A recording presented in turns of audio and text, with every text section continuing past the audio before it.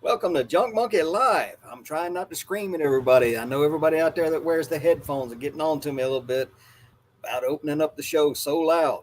So there you go. I'm sorry. Ping, good to see you. Um, uh, Again, this is Junk Monkey Live. This is a place where resellers and other treasure hunters come to hang out, talk shop. I try to have special guests on as often as I possibly can. And last week, my special guest had to postpone. And also, I have a big swamp cooler over here, a porta cool. I think you can just see it, the edge of it right there. And that thing was broken. It was hot out here. It's over 100 degrees. So we just canceled the show last week. It was hot and miserable. My special guest had to back out at the last minute. So apologize for that last week, but the part came in. I got the portacool fixed. It's tolerable in here now, and so we're back on track. And when that happened, something occurred to me. Y'all, when I have special guests, a lot of times I've got somebody to agree to come on at the very last second. So this past week, I have sent out messages asking people to be special guests, and a lot of them. And I couldn't get anybody for tonight, but for the next few weeks, I've already got people lined up. So, and if you know anybody that you'd like to see on the show, set us up. I'd love to talk to people. Um, but that's what's been happening with the show. Let's take a second here. Ping, nice to see you. Tina with the Lake Exchange is here. Good to see you. I'm a resell it. Good to see you, man. Appreciate you coming in. Ooh, I had a long day today. Let me get my other screen up and running here. See if I did it right. I did do it right. I finally figured out how to turn it on without it, with it being muted already. So I think I've got that figured out. Slowly but surely, I'm figuring this stuff out. You'd think after a year I'd know what I was doing. Apparently, there's a steeper learning curve than I believed. So let's see. So today is more or less just going to be me talking about my day. We're going to blog about something I should have made a vlog about, but I don't know how to edit videos. So we're just, woo, Junk Monkey got paid. What do we got here? $30 for a ping putter golf club. Cool. That's the first sale I've had today. This morning, Monday mornings is normally my busiest packing day. Packing orders and taking them to various places to ship them out. I didn't have a single package going out of here this morning. I had one sale, or I had one customer yesterday bought 4 golf clubs. I was able to combine that shipping, and being that UPS is open in my neighborhood on Sundays, I went ahead and took it down yesterday and dropped it off. But that's it. That one customer, one package went out yesterday. Haven't had a sale since till just now. Lo and behold, it's golf club again. And here lately, I have been trying to slow down on the golf clubs. Just normally, I save them all winter long, and then I post them all at the same time in the spring. And I normally blow out a ton of golf clubs all at the same time, make a bunch of sales real quick, and I'm happy. Didn't happen that way this year. A lot of lower end clubs that would normally sell just did not sell this year. So been trying to slow down on the golf clubs, but I keep finding good ones. So I keep buying the better ones. But the lower $15, $20 clubs, I've stopped buying those. They sit around, fly in. Ping, did I say something weird and say fly in, or you heard me say fly in? Oh, Tina said something about a fly in. Air Venture fly in, world's longest airplane fly in. I'm not sure I know what that is either. Anyway, get back on track here. I didn't have anything going out today. But first thing I did this morning was go to the bottle dump. drop off all my bottles and cans. I'd pick up a few extra bucks here and there doing that. Got all the way there, turned it all in, went to put the money in my wallet. No wallet. Had to run all the way back to the house. Hey, Jen's here. How are you? So, yeah, came back to the house, got the wallet, and started my day. I went sourcing in 3 different cities today. So, and all of them are fairly close. Everything was within half an hour or so of the house, and I have a little trip that I do on Monday mornings, which are my biggest sourcing days. And I call it the round robin, where I start on one end of town, work my way to the other end of the town, go to the next town, and then cut back across to another town, and then come home. Jen, it wasn't so great. No sales to speak of. In fact, I was just telling people that I had 0 packages go out of here this morning, which is extremely rare. I cannot remember a Monday morning where I didn't have to start my day dropping off packages. But so after I went, I only got $8 for my bottles and cans this week. So I take $8 off of my buy cost for everything today, which was somewhere in the $40 or $50 range. But I got a lot of stuff for that 40 or 50 bucks. 2 air shows daily. Whew. Hey, Christopher, how are you? Anyway, I went to my local Goodwill that I go to almost every day. And actually, they put a lot of good stuff out this morning. I picked up a bunch of glass.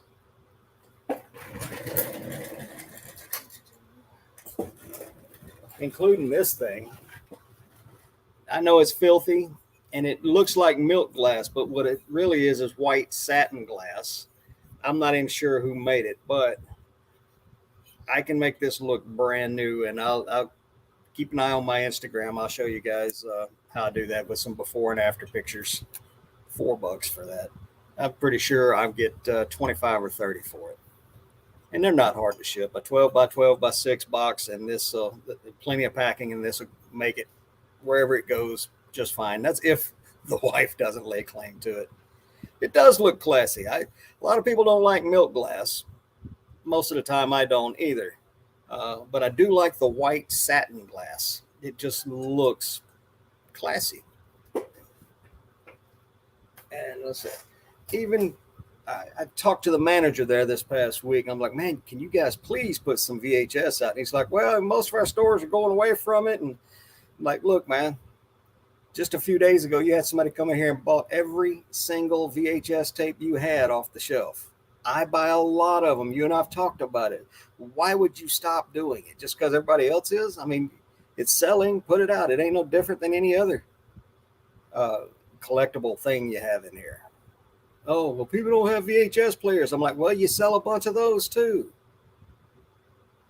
So I went in there this morning, and lo and behold, I guess he listened to me. There was a full new shelf of VHS tapes. So I picked up some Black Diamonds. Yes, Black Diamonds do sell. They don't sell for those thousands of dollars that everybody seems to think they do, but I get them there at 10 cents a piece. So I sell them anywhere from $4 to $10 a piece. That's pretty good money, and they do sell. They're not super fast sellers, but they do sell. Let's see who's here. So yeah, I sell them in 2 different ways. I build a full collection of them up. I think there's 18 in the collection, and then I'll list the collection all together. But as I find more, I will list those individually. So at any one time, I've got 2 partials and 1 near complete collection of those at any one time. But they do sell. Anyway, I left out of the Goodwill and went straight to the Goodwill bins. And believe it or not, I was only there for about a half an hour. They did a rotation while I was there, went through, and I got a full cart. I know you guys have heard me say this 1,000 times, but I'll say it again. I love finding supplies at the bins. Yoga mats or foam rubber mats. These things, they don't weigh much, but if you have to go buy this stuff, it's pretty expensive. And this stuff is great for packing up. breakables. Better than bubble wrap, although I still use bubble wrap. I'll line the box with this stuff, then use bubble wrap, put it in there, and then use brown paper to fill in all the gaps for crush. Got 2 of those today. Oh, I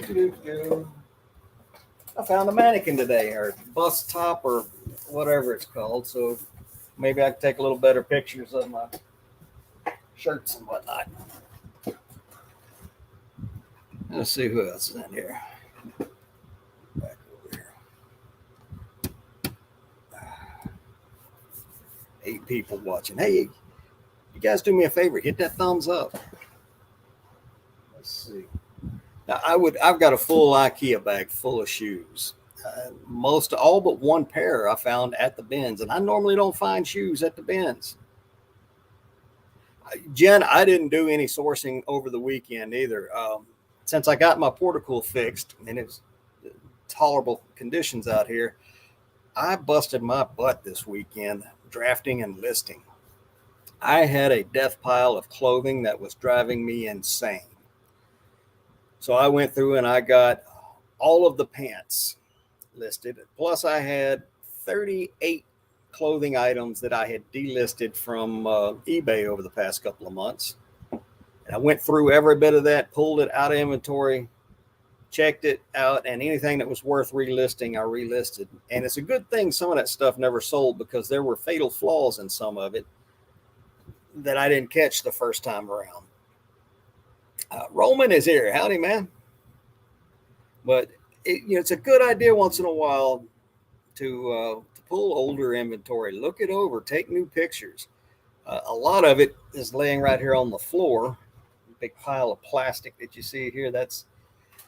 There's a big, huge pile of clothing on the back side of that, and that's all just going to the trash. I'm not even going to bother redonating it. Most of it came from the bins. It's already made around through the thrift stores, made around through the bins. Are really no sense in it. So, yeah,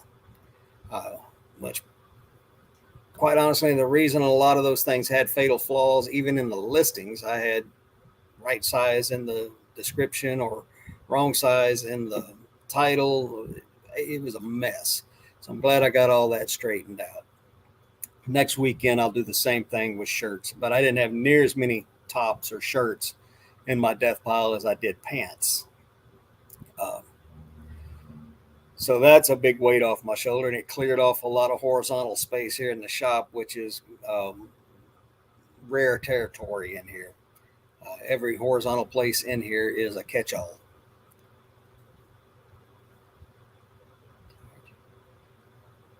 Must be the high dive.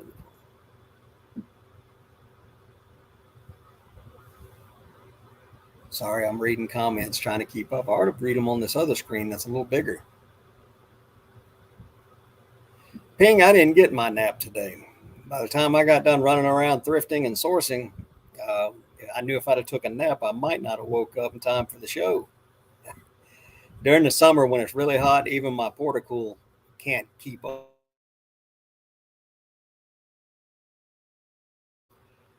Eat a little lunch and take me a nap, and then come back out here in the evening time when it's cooled off a little bit. Hey, Emma and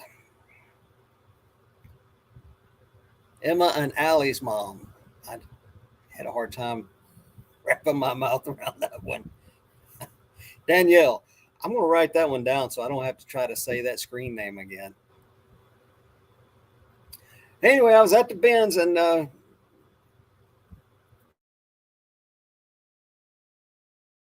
from the bins. Number one is clothing. I think I got a single Nike jacket out of there that says U.S. Navy on it. So, I wasn't going to leave that behind, being an old Navy vet. One of the other things I like to pick up when I'm there is remote controls. I normally get anywhere from half a dozen to a dozen remote controls. Roman, I wish I had some more Rolexes to list. I sold one Rolex Movement this past week, but other than that, nada. I've still got the Tiffany & Company Rolex listed. Got it cross-listed in Poshmark and eBay. If I could get Rolexes to list all the time, that's all I would list. But like everything else, it's feast or famine around here. You find one now and again.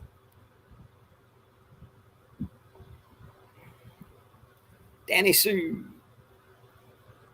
All right, I'll just call you anything. Thing for short. No, I won't do that.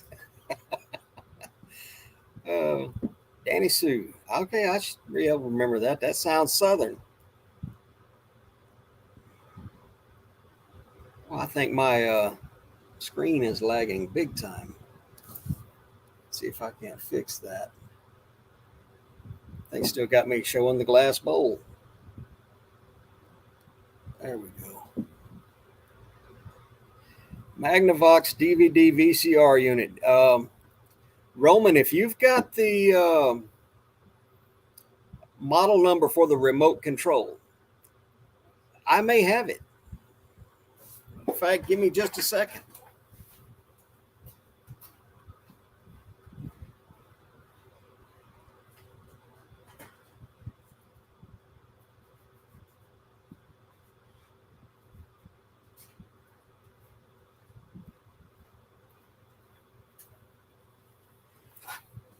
That is the most common Magnavox DVD VCR combo unit remote control. It works on several of them. Oh, you have it. You just put it somewhere and can't find it. Check your eBay store. You may have listed it. But if you need it, let me know. I've got one.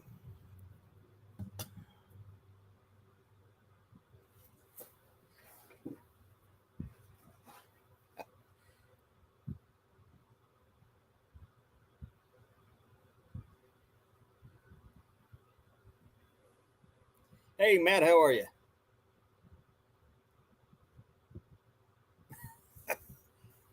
But yeah, the only reason I don't have this one listed is because I know how common this one is for, or how common it is to need this one for a combo unit.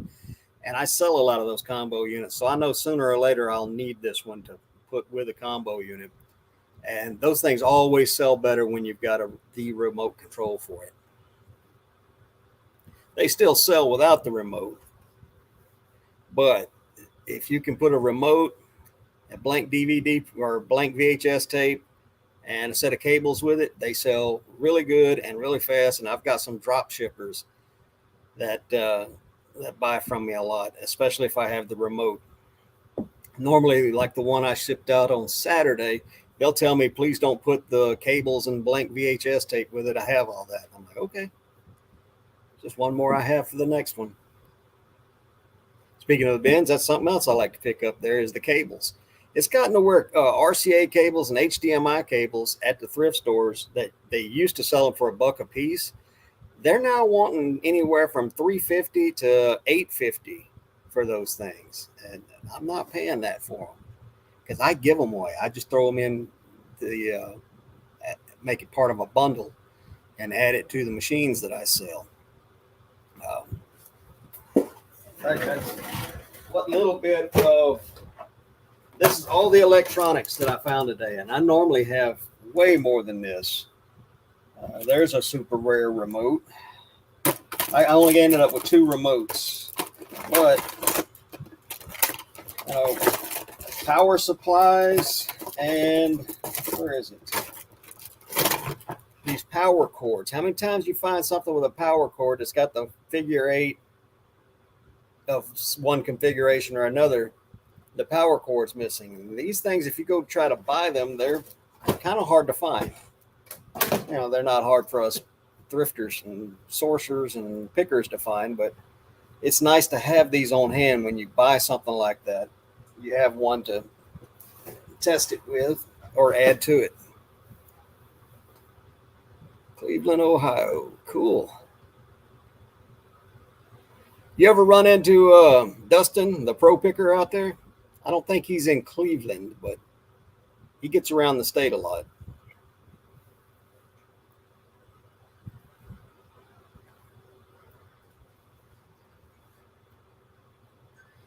But yeah, that's and then I left there and I went to 2 more Goodwills. The next one, I think I bought two things at. I don't even remember what they were. Oh, a Walkman, a Sony Walkman, and one other oh, it was a cabbie.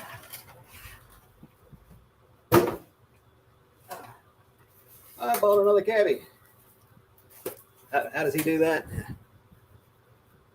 Uh, oh yeah, it did pretty cool. I buy a lot of VCRs. I passed up a Philips combo unit today at the last stop of the day. I left empty-handed. They priced everything up. They had Cole Haan dress sneakers, I guess they call them. It had them marked at $50. Every single pair of cowboy boots in the place, $50 a piece at a thrift store. And they have no idea. Every single pair of cowboy boots is not worth $50. Most of them are worth a lot less. I mean, even the cheap made in China plastic ones, the sole is cracking, the heel is drug off of it, the lining in them is all the pieces, $50. They don't care. And anything Cole Haan, $50. Like they don't bring that. They're not worth that much. I'm like, you can go to the department store and buy them for that new in box. But yeah, that particular store, just pricing everything up. Anyway, the Philips combo unit, I think they had it priced at $16. And quite honestly, it really only sells for about $40. And it just, by the time I add a free set of cables and a free VHS tape, and I use new boxes and new packing, I'd have broke even if I'd have bought that thing. So maybe it'll still be there on half off day, which is a big mistake I made today. I ran everywhere thinking it was still red tag, and there's no telling how many the actual half off things. It's actually yellow this week in my area. And there's no telling how many yellow tags I passed on because somehow I had it in my head that this was Red Week. Red Week was this past week. But, one other thing I like to find. I told you guys I like finding supplies. Rubber bands. When I'm at the Goodwill bins, every rubber band I run across, I put them on my wrist. I've told them before that that's what I'm doing. They said, "Nah, don't worry about it. That you couldn't get enough of them in here to make a pound, so they don't worry about it. It's not like I'm stealing them. They just let me have them." But I use these a lot. Golf clubs especially.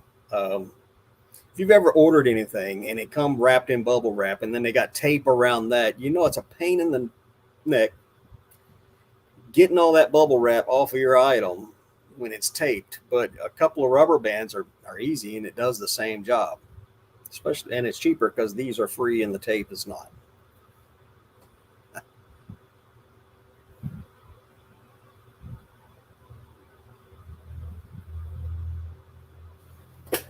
Yeah, the thrift store prices are just getting crazier and crazier.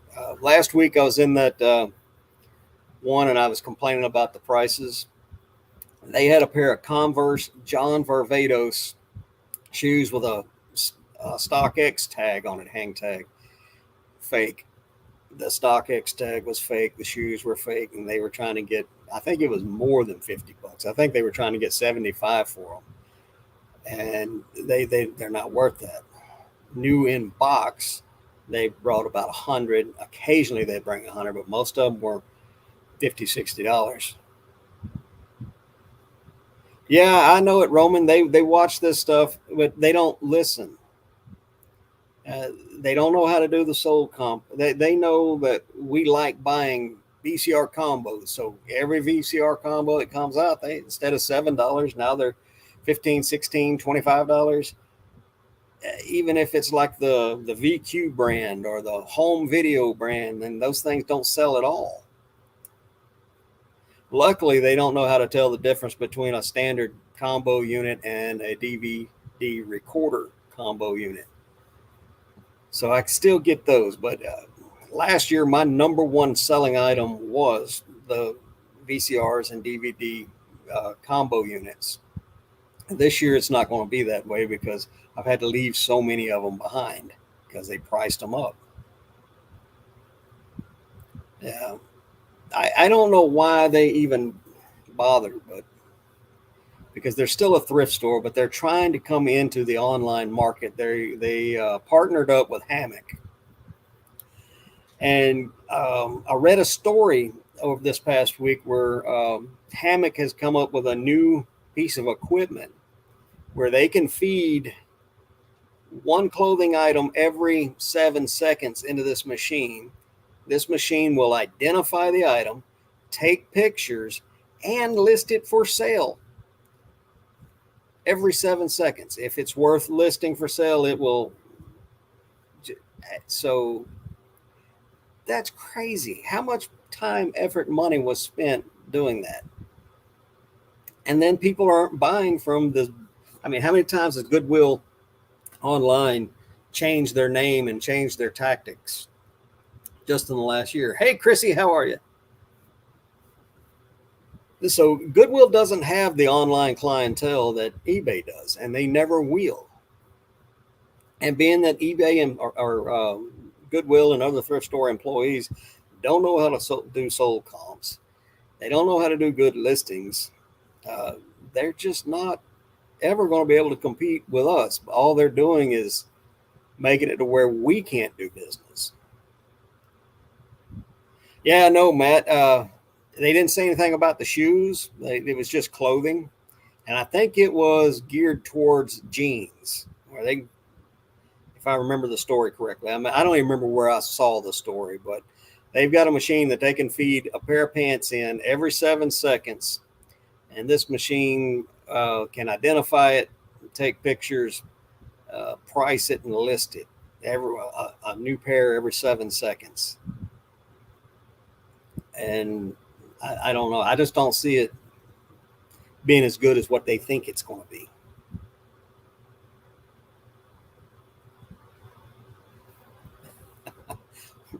Roman, something tells me you don't have a problem finding inventory. I see your Instagram what sold post all day, every day. Oh, so I'm not the only one that saw it. Good. I'm not crazy and dreaming stuff up. Yeah. You ever lay there at night or early in the morning knowing you got to get up, but you're not quite awake yet, and you just start thinking about eBay, and next thing you know, you're waking up thinking you have 3 returns and negative feedbacks, and then you get that cup of coffee and you realize it was just a figment of your imagination.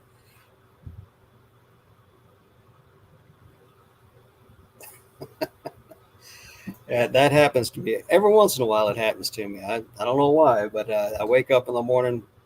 So even when I'm not fully awake, I'm thinking about my business. Speaking of the word business, the next several special guests that we have on the show, it's going to be showing the business side of what we do, reselling. Um, we hear a lot of people all the time talking about treat your business like a business, and this is a job, you're full time, you got to pay. But there's never ever any detail with that. One of the closest one I saw to that was Scott Chaching King released a video today for 10 things you need before you can quit your job and go full time reselling.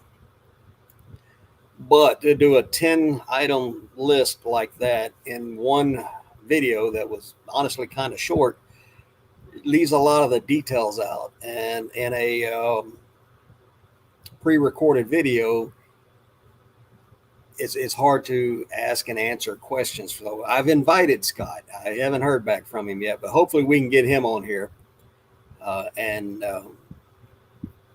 we can go over his 10 item list. But there's going to be a lot of different topics, things like time management. Well, I'll let you guys know. I can't go over my entire list, which I don't even have here with me.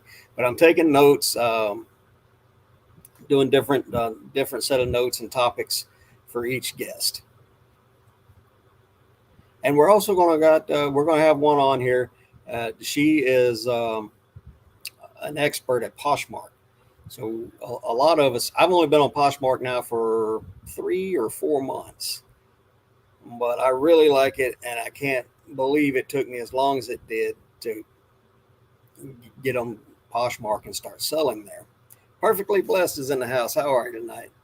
But and one of the reasons I didn't is because I've been doing eBay for so many years. But back when I first started eBay back in the late '90s, I also did Yahoo auctions. So Yahoo used to have an auction site set up just like eBay, but they just couldn't compete over the years and they shut it down.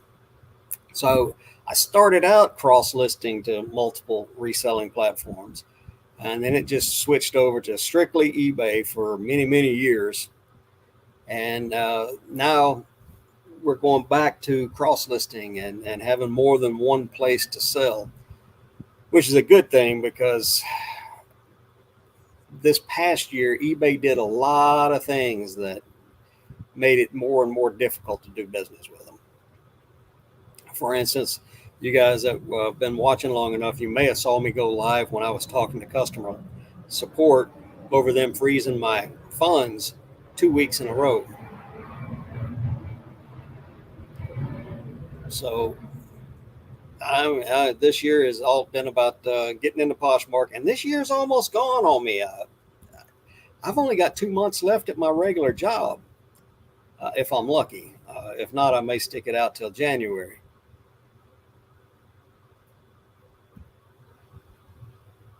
Yeah, Chrissy, I delisted, I don't know, half a dozen things from Poshmark yesterday, but I relisted or listed an additional 30 something over the weekend. So, and also on eBay, and I have 30 some odd items drafted. So I was really busy over the weekend.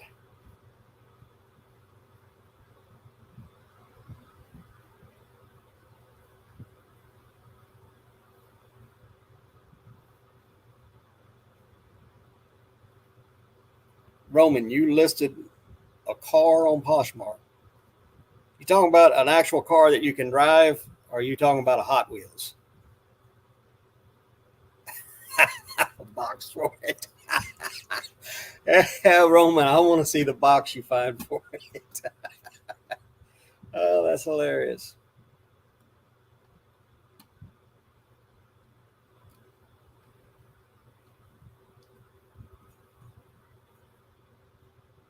Car didn't even have an engine. What is it? A '63 split window Corvette? Hey, Brad, how are you?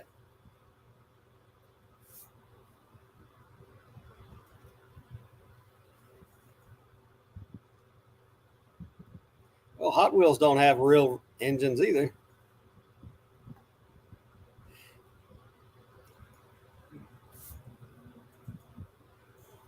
Got your business policies revamped and all your first class shipping.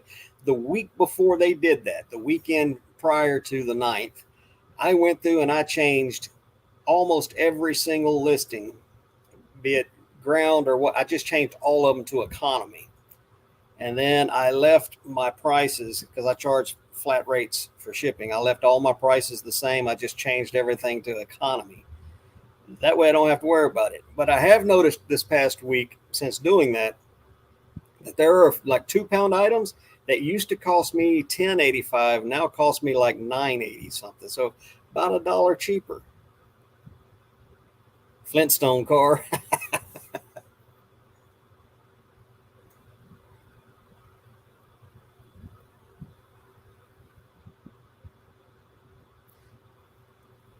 Brett, I have it, but one thing that has been acting up on me is the barcode scanning portion of eBay. It just for some reason while I'm using it, about second or third item, every once in a while it just frizzes out and won't work. So I have to close the app completely out, then go back into it and it starts working again. Oh, UPS has been weird. Well, USPS has too, but UPS, every package I've sent out is multiple delays. I had one guy leave me a neutral feedback for a coffee pot that I sent all the way to Florida from here in Oregon.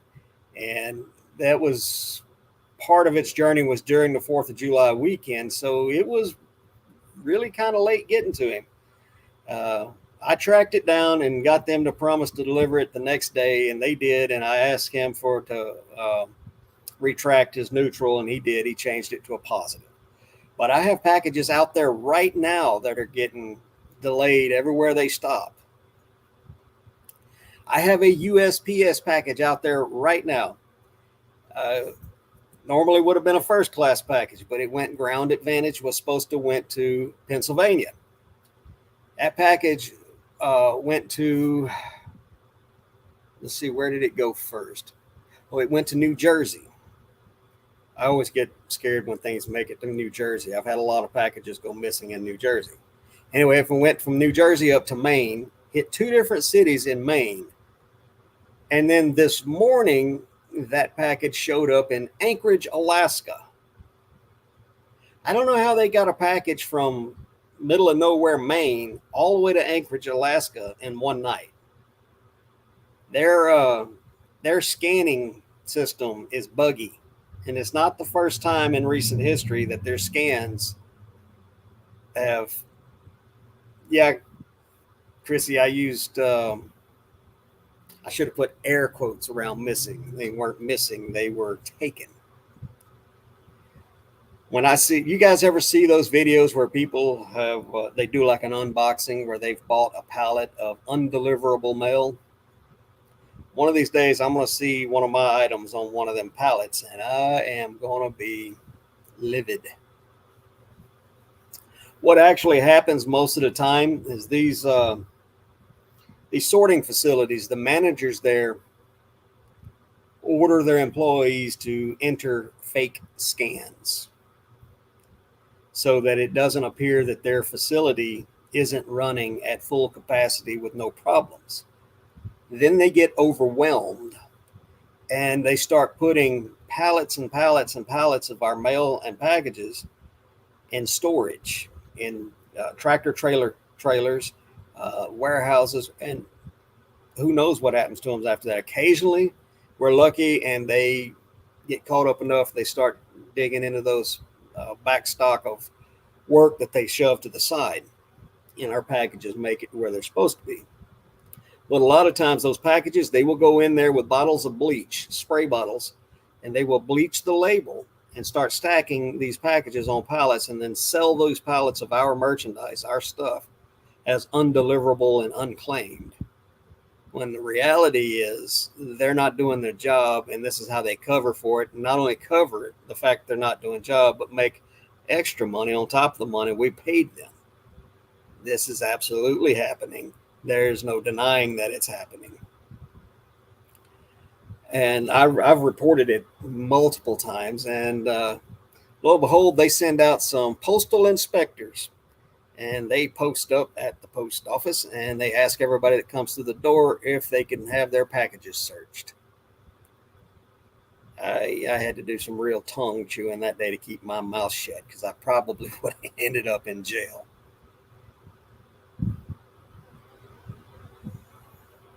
Christopher, I have UPS packages going coast to coast weekly, every week.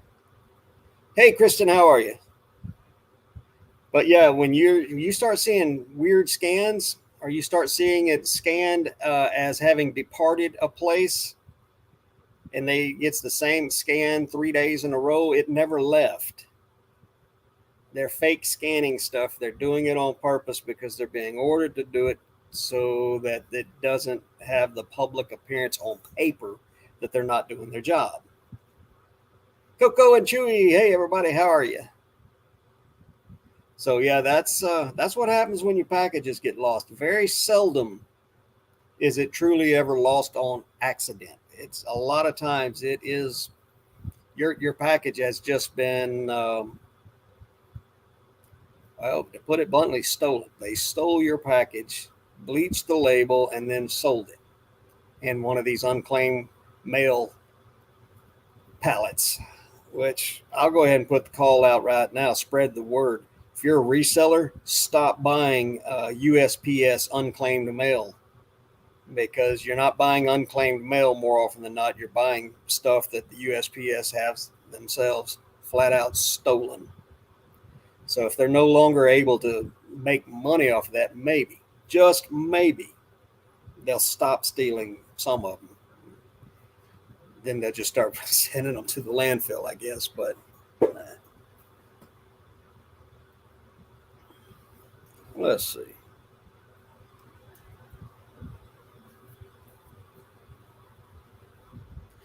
Yeah, Kristen did post a good video about the top 10 favorite bins locations. I have that one queued up. I haven't had a chance to watch it yet. No, I've never bought unclaimed luggage. And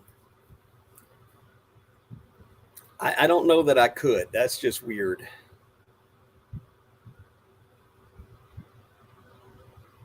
Nashville, honorable mention. Don't they have two bins locations in Nashville? I think they do. One of them's a pretty good one, and the other one not so much. If you ever watch Tendo, he goes to the Nashville bins a lot, and he occasionally hit the second one. By the way, he's reformatted his channel again, but this one looks a little bit better than the one he had the last revamp of the channel. That's what I thought. Two different sets of bins at the Nashville area. Desert Sellers, hey, how are you? I think you and I connected on Instagram today, Desert Sellers. See if I can pull that up. Notifications.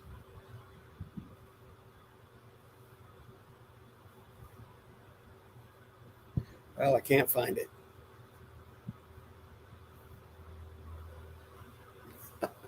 I recognize the name, but I think you had another name in front of Desert Sellers on IG.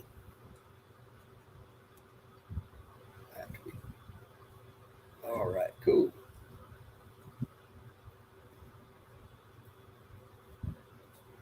And Christopher, thank you for putting the word out on Instagram, speaking of which, that we were live tonight. Coco, the puppies are doing great. We've been bringing them out of there. They live in a box in my closet. And they're getting active enough and big enough now. We've been bringing them out during the day for a little bit here and there.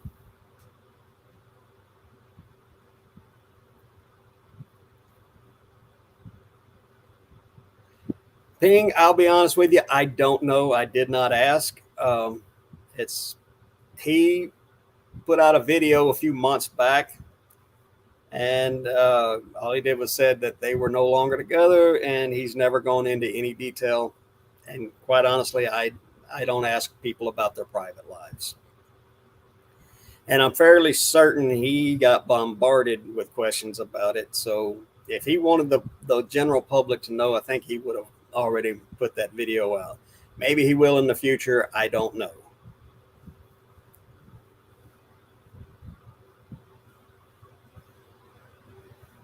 Oh, Mary, I didn't know you weren't. I can only see, I'm only looking at, hang on just a, there we go. Add as moderator.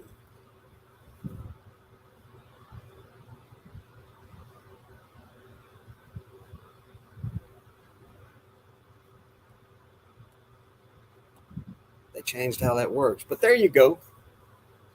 I did not realize you were not one yet. I don't think I've ever had a problem with the bots or bad people coming in, because I've got that filter set up where you have to be a member or you have to be a subscriber for 5 minutes before you can join the chat. Somebody somewhere gave me that advice last year, and so far so good.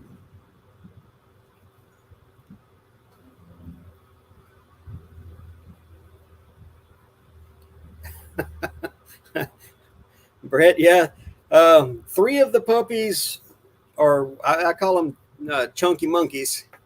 They're pretty big, but I still got the one little bitty one. She's not quite as, she fills up the palm of my hand and a little bit more. The other 3 they're getting kind of chunky. But I'll post more pictures and videos as I can of the puppies. Oh, towards the end of August, I might be doing a little traveling. Got to go see the mother-in-law and help her around her place a little bit, and she's in Nebraska, so I'll be in the southwest or western side of Nebraska and points in between during that time. So if anybody's in that area, I'll keep you posted of when and where I'm at. Maybe we can meet for a cup of coffee or run into a thrift store together. Chrissy, yeah, we're going to find them new homes. Believe it or not, that is unbelievably difficult. There is no place on social media where you can post puppies for sale without getting absolutely attacked. Year and a half ago, the last time we let her have a litter, we were on the Nextdoor app, and they blocked my account there. I'm absolutely blocked from being on there, even though I followed all their rules about it. It's just a small rehoming fee, and they thought I had a puppy mill and selling animals for profit, and it was just like, you know what? And I haven't been back to haven't even tried to reopen that account. Don't care, but yeah, you list puppies for sale anywhere on the internet, and you are absolutely going to get attacked. Hey, Rachel, how are you? It is. It's really sad.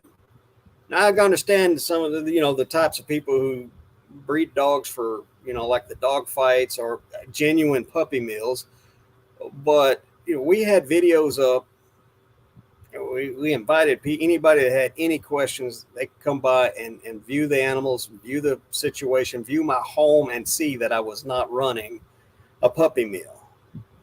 I have 2 dogs, and we want a puppy out of them, but we're looking for kind of a specific puppy, but I don't think we're going to get one.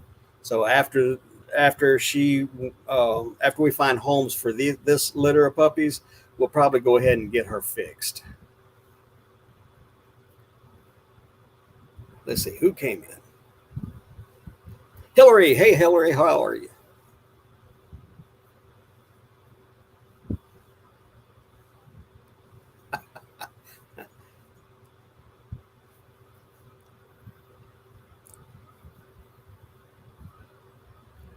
Good for you, Roman. You should be doing that every day, not just one day at a time.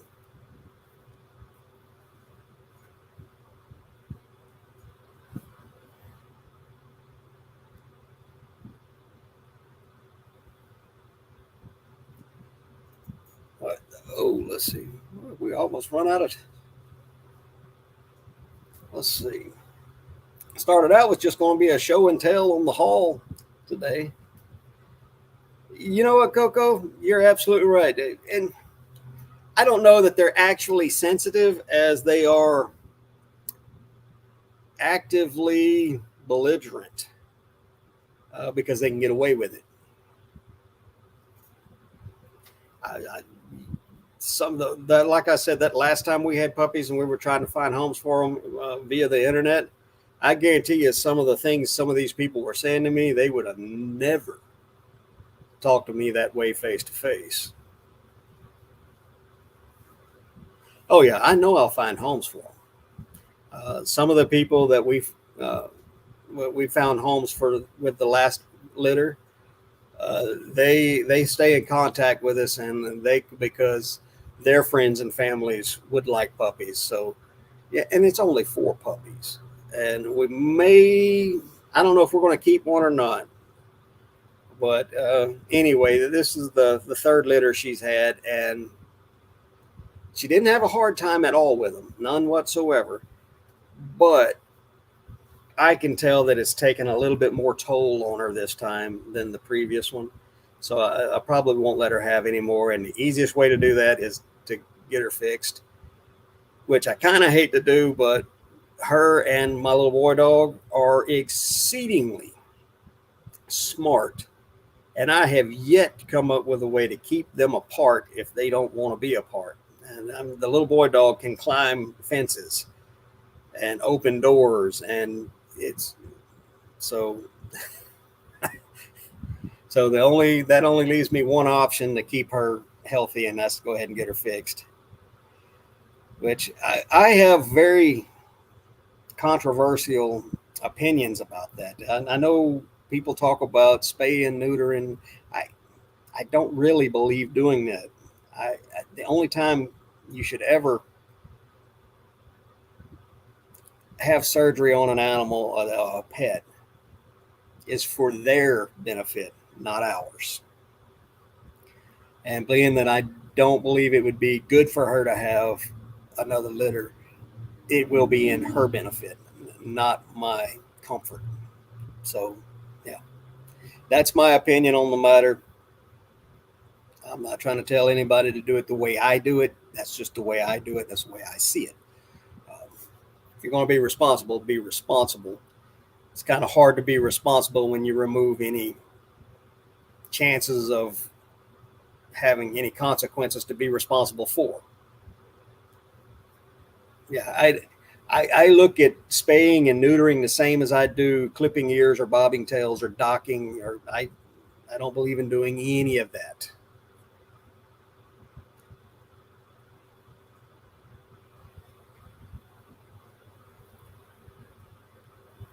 Hillary, you had to buy a new car?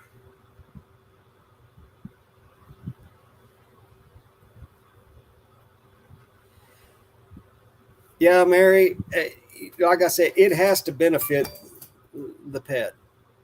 And the benefits have to outweigh the. I mean, I treat my pets just like members of the family.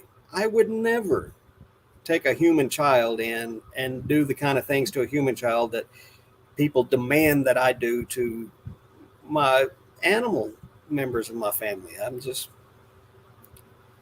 That's just the way I look at it. Again, I'm not trying to tell anybody else how to do it. That's the way I do it. Yeah, yeah, Brett, and that's a sad thing too.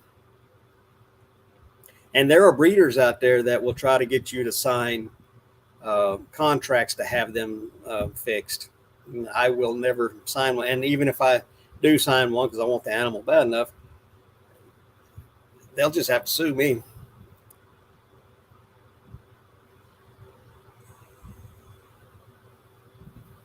Ooh, hey Scott, how are you? Well, Scott, I can still send you a link. I got no place better to be if you want.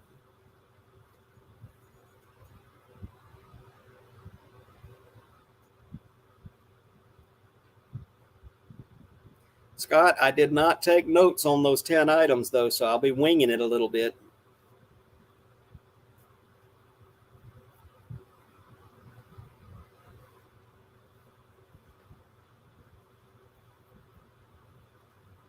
Scott with one T. I bet you I spelled his name with two T's every time I've done it.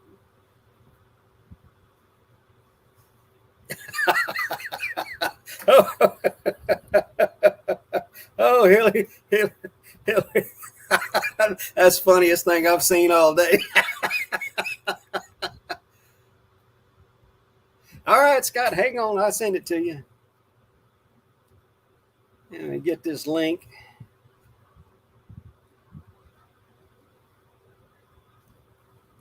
Let's see, where am I at?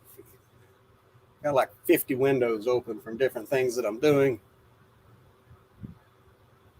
Nope, that's Poshmark. There we go. Have you started your live show? Yep, live show is on. There you go, Scott. You should have the link now.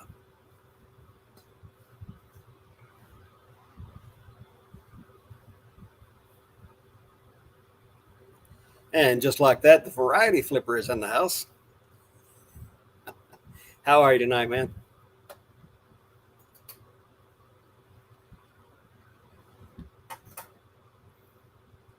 We can get this show started now.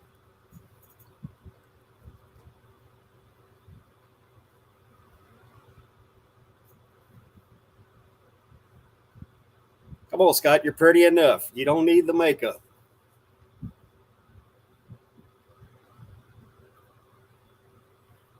Oh,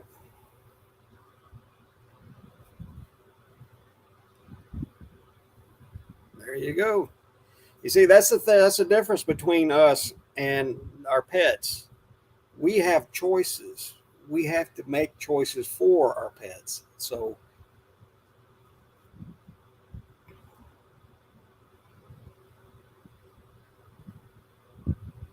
take care. Oh no, no, she doesn't want to make another appearance. She's still upset about the last appearance. Can you imagine Scott with one of those old school masks, the night mask that the women used to do? I don't know if they still do that. Mrs. Monkey doesn't.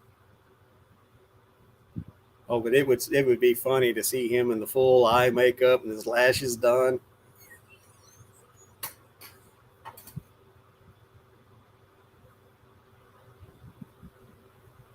Yeah, I know it, Brett, but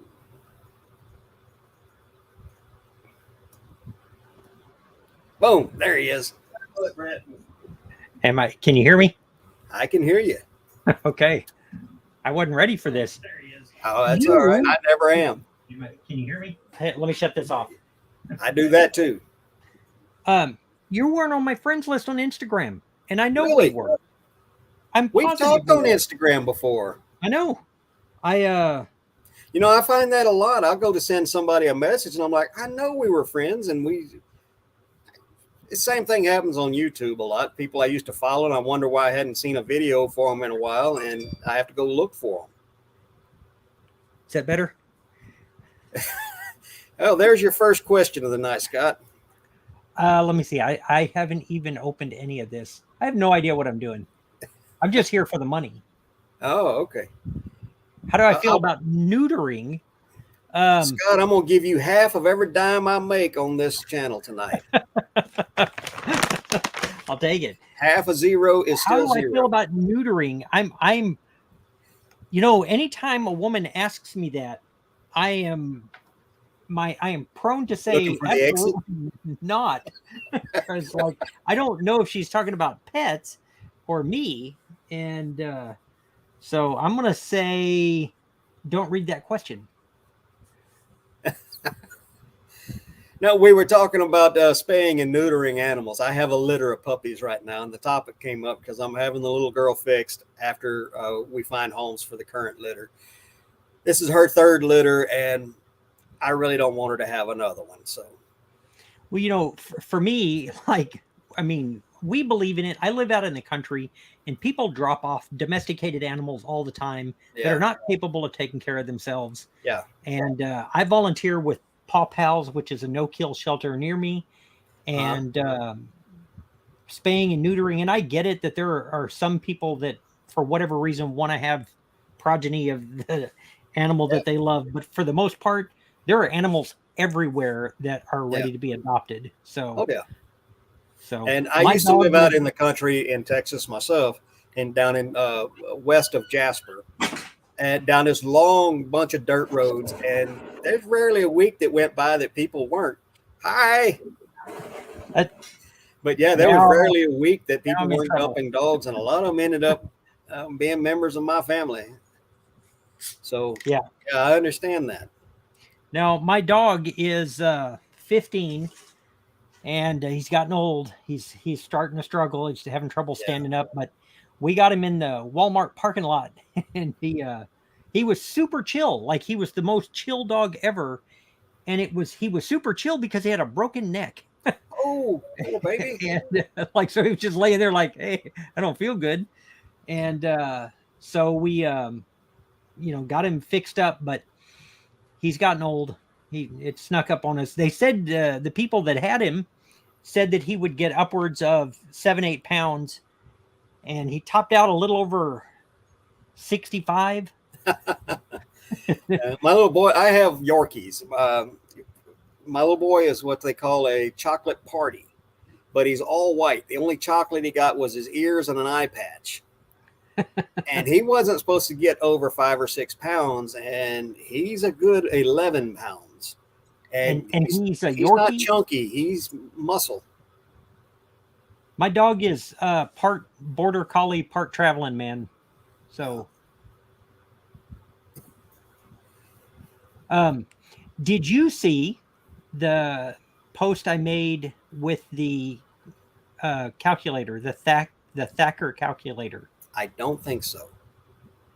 Because of all the people on my Instagram, which evidently you weren't, the Thacker calculator is one of the coolest things you will think that I have ever found. Oh yes, I did see that. I did. That was the part of the engineering stuff. You It's had the the one thing that looked cylindrical like a slide transit. rule. Yeah, Yeah, I yeah. did. I love finding stuff like that. I priced it at 2,800. Have you had any low balls come in yet? No, no, not yet. I mean, I priced it super high, but here's the crazy thing for anybody in the chat that uses WorthPoint. So I go to look this thing up because it's really, really rare. It's Yes. really rare. And I found one that sold in 2016. And as I'm researching it, I'm like, man, this one is really similar. Like, there's only one picture, but the description, everything is like really similar. And then I checked, Was it's it the the same same one? serial number. It's the same one. Same one. So the So last time it sold, it was in 2016 to somebody in Hubbard, which is 8 miles from me. And evidently they've passed away and the family's just dumping everything. So I called the guy back I bought it from, because I bought it off of Facebook and from a friend of mine. And I told him I'd give him 100. And I drove over there and I said, this might be worth more than that. If it is, I'll call you back. And I called him back yesterday. I said, I think it's worth a lot more than $100. So I said, if it sells, I'm going to owe you some money. So, which would be good. Yeah. I'm trying to read the chat, but I can't see. Oh, Rachel wants to know if you tried to put Play-Doh through the engineering rolling pin. I am going to hold off on that. Yeah, that might not be a good idea. Rachel just wants to see the world burn. Well, she had to burn all them movie posters. So can I ask you a watch question? Absolutely. I've already sold it, but I found a James Bond watch. I guess it was a Seiko. Omega. Yes. No. It was not Omega. Was it the Seiko calculator? The calculator one. Yeah. And it didn't work. And everything I read online said that if you let the battery go dead in it, that it kills it. And yes and no. Perfect. I put a new battery in it, but nothing. Yeah. What happens is if you leave a dead battery in it, it sets up galvanic corrosion and it starts to leak corrosive junk. I know you've seen open up the battery compartments of toys. And when that stuff gets in on the circuitry in a watch, the circuitry is very tiny, very delicate, and a lot closer to the batteries than in say a toy or a remote control. So it can very easily damage the circuitry in there. Okay. Well, I didn't see anything, but obviously there was something because it didn't work. A lot of times what happens is it's on the dial side because that side is very all tightly fitting and it sets up what's called capillary attraction. Right. Yeah. So that stuff will travel through tight fitting spaces easier than it will wide open spaces. Okay. Well, that makes sense. It was disappointing because I think it still brought 125 or something, but working. That particular watch up and running and in good shape can be anywhere from several hundred to a little over $1,000. That's what I saw. It was like I was not expecting because I didn't expect anything.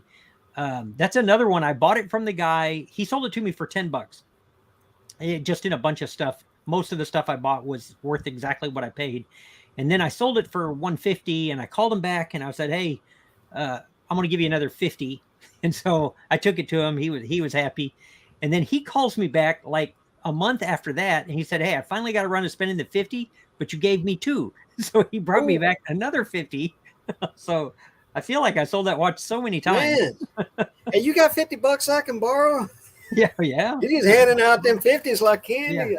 Yeah. Hey, Hillary wants to know Hillary, what you need to do. The actual glass is called a crystal on a watch.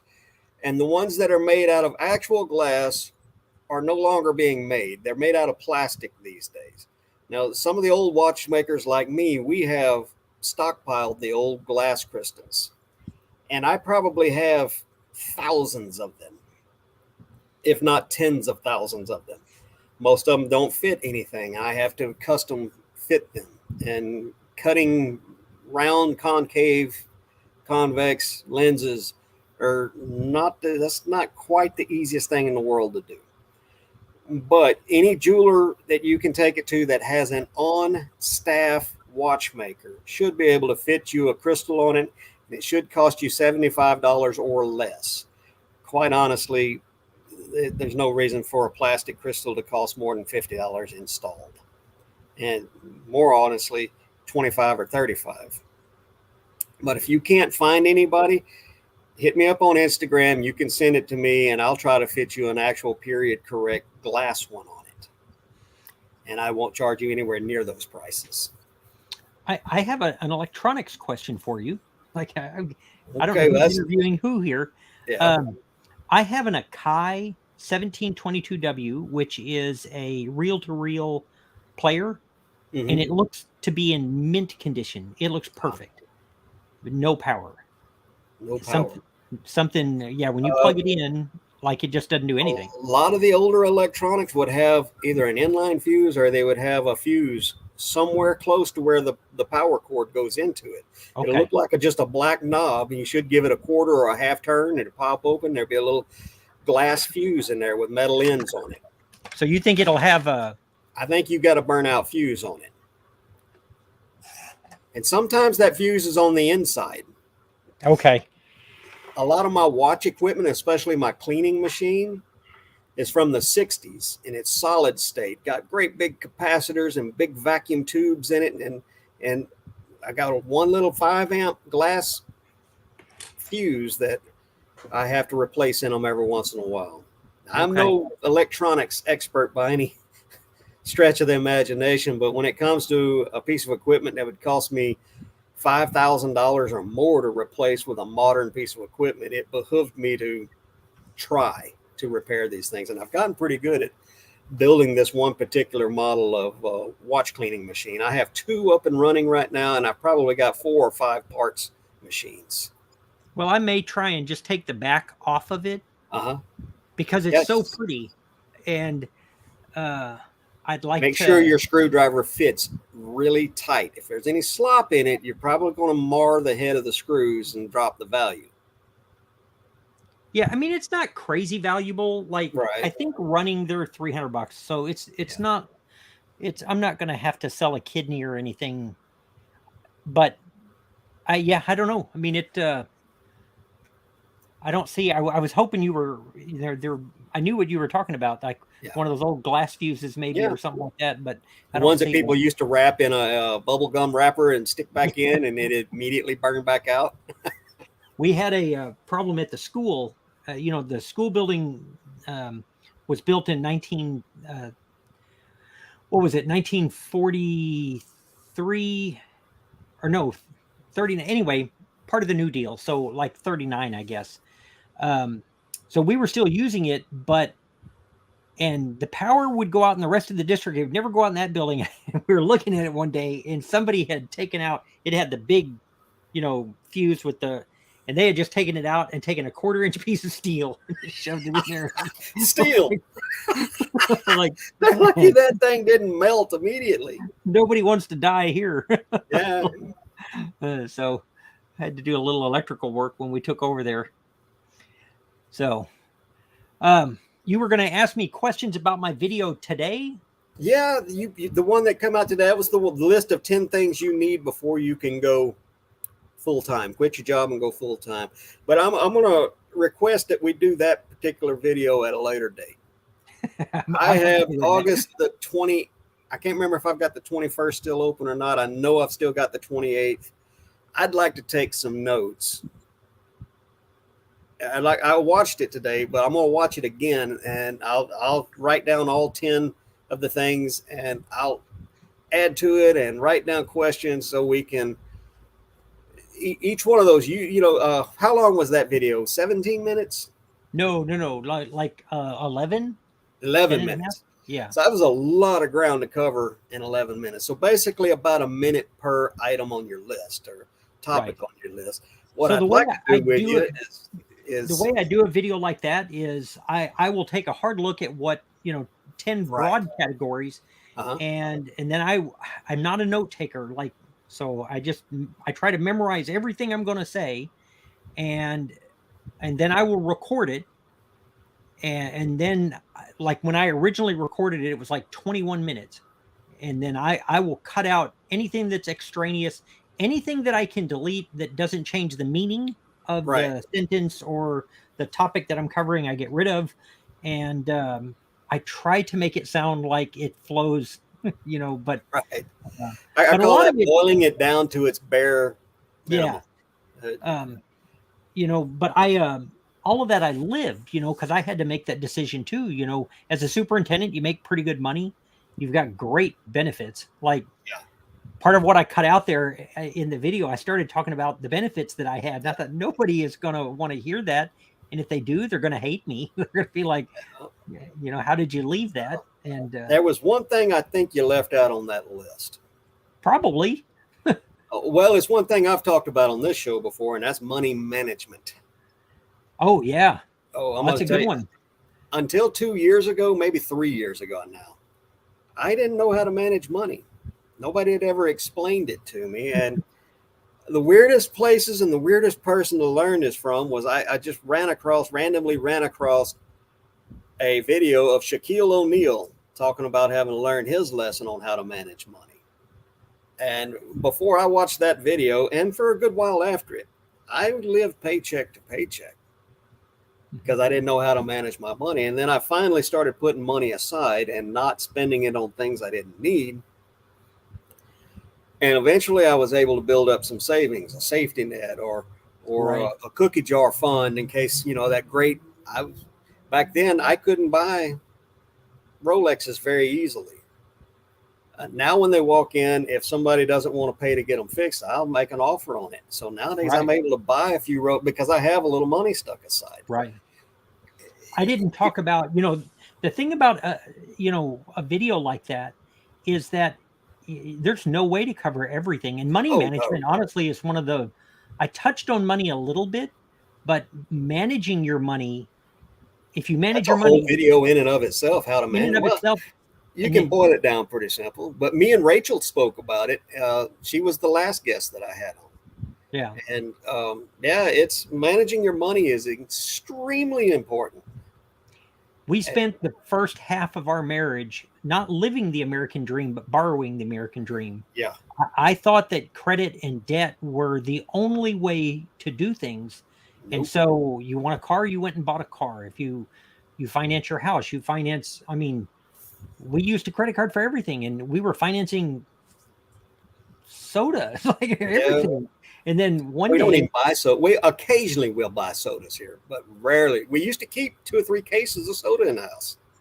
well, We don't do that anymore. we And to changed answer your everything. question, Roman, yes, I do. In fact, I went to one either Friday or Saturday morning early, which is what kicked off my weekend of attacking my death pile of clothing, because I ran into one yard sale and probably bought 15 or 20 pair of really good jeans, like Miss Me's and Rock Revivals and BKEs. And I think the chat is getting out of hand without oh yeah, monitoring. I can only see bits and pieces of it. It looks like Rachel's trying to start a fight. Rachel, do they have trailers in Washington? I don't know. I don't go to Washington. Booking the flight. Been more confused. Oh, Scott, Rachel wants to know if Melody is coming to FlipCon. Oh no, too many people. Uh, Yeah, not a chance. she and I agree on that. I'm not. I don't do well in crowds because invariably I get crowded around. The crowd that surrounds me is normally the kind of people that irritate me. And Mrs. Monkey doesn't allow me to go to Walmart with her very often. It has to be like 6 o'clock in the morning or something before she'll let me go into Walmart with her. It's like at Thanksgiving, I still eat at the kids' table, so it doesn't change much at FlipCon. Like last year, I saw all the video clips of you last year. last year Rachel and some of the other ladies took care of me to make sure I didn't feel ostracized. But Oh, I I can't imagine anybody doing that to you, Scott. well, I don't know. I would probably go to some of that stuff if it was a little closer to me. Boss is in Vegas, which is not terribly far from me. And I've been to Vegas many times. I used to go twice a year for work. So nothing on the strip really is anything I want to go see. right. And it's a lot of money to go down there and talk to mostly people I've never met before. Yeah. But See, it's I smaller group. enjoy that. Oh yeah. But Melody does not. Like people ask if she's going. Like my first reunion that I went to was like my 20-year high school reunion, and I tried to talk Melody into going, and she was having none of it. And I said, well, that's better. It'll just be a lot easier for me to pick up chicks without you there. And Melody's just like, well, good luck. Hey, has that lump on the back of your head healed up yet after that? No, she was all for it. And I was like, okay, so one of two things. Either she hopes that I find somebody to run off with, or two, she thinks that I have absolutely no hope of finding somebody to run off with. So like she was not worried at all. Oh. You want to reenact the two trailer park girls, huh? I don't think that's a good idea. I don't know what the two trailer park girls is. I don't know either, but he wrote a song about it. Oh, Eminem? Yeah. Oh, I know that song. I've heard it, but I don't know what he's talking about. You would. Do I need to rap it for you? No, please don't. Oh boy. Let's see what else is going on. I've got two screens. I've got this one big screen, but it's hard for me to look at that because it lags behind. So I'm always looking over here, and the chat over on this one is real small. For me, I'm impressed that all of you that do these live streams. I did one and I couldn't keep up at all. Like I couldn't. There was like a 30-second lag, and yeah. Well, mine's not quite that. And when it gets that bad, I have to refresh that screen. okay. It's normally like a 4 or 5 second lag for me. If it gets any worse than that, I have to refresh my other screen. But the one that you're on is like the one you and I are talking on, or that's my laptop. But I have a secondary screen set up with another window open. Okay. And maybe I need to do that is try. And I didn't use StreamYard. I used OBS. Okay. And I use StreamYard because that's what first person I asked told me to use, and told me that's what most people use. Yeah. Now, when we got it all set up, it worked. It just, it wasn't smooth to where I feel like I could have a conversation with the chat. Well, here's the thing I do like about StreamYard is they've got a YouTube channel that will teach you how to use their site. And once you go watch 2 of their videos, going live is not hard. Now, doing all the extra stuff, adding things in, right, that stuff I don't even mess with it because I have no desire to do it. I can share a screen, or I can bring guests on, and really and truly, that's all I need at this point. I see that Coco and Chewy were in the chat. Are they still there? They were. I haven't seen them say anything in a bit. I'm a resell it. Said hello to you. Hey, tell me his name again. I saw him on. He was on live Cat's. the other night. Yeah, he was on Cat's live a week or 2 back. Oh, there's Coco. Did y'all get your mystery box yet? Probably not. I picked up a couple of things today while I was outsourcing for other YouTubers. All right, what'd you get? Well, I'll show you. I hate to. Well, he's not here. If he won't, he's no. I swear everybody to secrecy. Oh yeah, anybody lets the cat out of the bag, and I'm gonna block you. Not really. Is it Shagan? Is that how it's pronounced? Is it Shagan, like Irish? Shagan or Sagan? It's a cool looking name. I just don't know how to pronounce it by seeing it. Anyway, I picked up some stuff for the Mountain Man. Oh, there you go. Troy Mountain Man Treasures. He's over in Montana. He does these charity auctions where he auctions off rubber duckies. Wow. And he gives the I think I've seen that. I think yeah. So when I found a tub full of rubber duckies today, I thought of Troy, and I picked him up. And he's somebody else I'm trying. He's got a lot of travel plans coming up, and between already having some dates filled and his travel plans, we're having a hard time nailing down a date for him to come on the show. Well, the Paw Pal sale it'll be in Hillsboro, Texas. They fill a space the size of a J.C. Penney's, and it's all donations. And there is some incredible stuff. And I helped set it up so I can pick all I want, but I'm too busy working. And so last year I missed. There were 3 pairs of 1960s bell bottoms came in that were new with tags. Still had the tags on them. New with tags. And I'm telling you, when they sell the clothes, it's like $1 or $2. Like they're moving it out. So it's really bell bottoms are in right now. Skinny jeans skinny jeans are out. Bell bottoms are in. Wide legs, flares. I'm gonna tell you, since I started this reselling thing, I've been on eBay for 25 years, but I've only been a reseller as we know it for the last 3.5 or so, maybe 4. Right. I have learned more about women's clothing in the last couple of years than I ever thought I needed to know. And here's the one biggest thing that I have learned about women's clothing. Those sizing tags are all a bunch of BS lies. They just make stuff up. I have listed 2 pair of jeans right now that both bought at the same place it was at a garage sale. The same girl owned both pairs of jeans. They were both the same size on the tag. Both of them had completely different physical measurements. Yeah. I mean, Rachel's sizing tags she put out a short or a reel or a video not long ago, within the last, for me, not long ago means sometime in the last year or 2, where she was actually trying on several pairs of jeans that were all tagged the same size. That was that particular video which caused me to create my sizing board. I have a whiteboard, and I'll put the factory size on it, and then I'll put all the measurements on it. And at the bottom, I put my SKU number so I know where they're at when I go to pull them.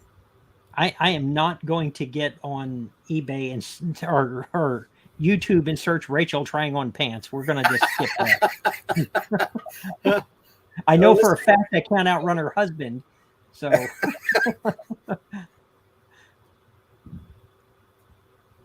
I didn't know Rachel didn't have a wrench yet. So Rachel, I just gave you a wrench. If you can get to that video pretty quick, you can drop a link to it.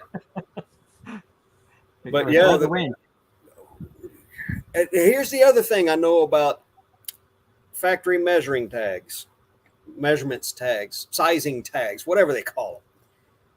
If you're out there thrifting, sourcing, digging through the bins, if that sizing tag has an odd number on it, 3, 5, 7, 9, 15, anything, leave them there. They are not going to sell. Women do not buy clothing that has an odd number in the sizing tag. Well, because normally that's a Mrs. size. That's part of it. But it's, they 29, 30 inches across the waist, just like a size 0, 00, 1, 2, 3, 4. So like 5 different sizes of women's clothing all have the exact same waistline measurement. But you put an odd number in there anywhere, and now all of a sudden it's not women's clothing, it's little girls' clothing. And I'm like, I wouldn't have let my little girl wear this. But we do, what the nice thing about vintage clothes is that most of the people buying them can already assume the size tag isn't going to be applicable to anything they got going on. So, physical measurements are so important if you're going to sell clothing online. I got an offer. My phone quit making the cha-ching on offers. It started doing that.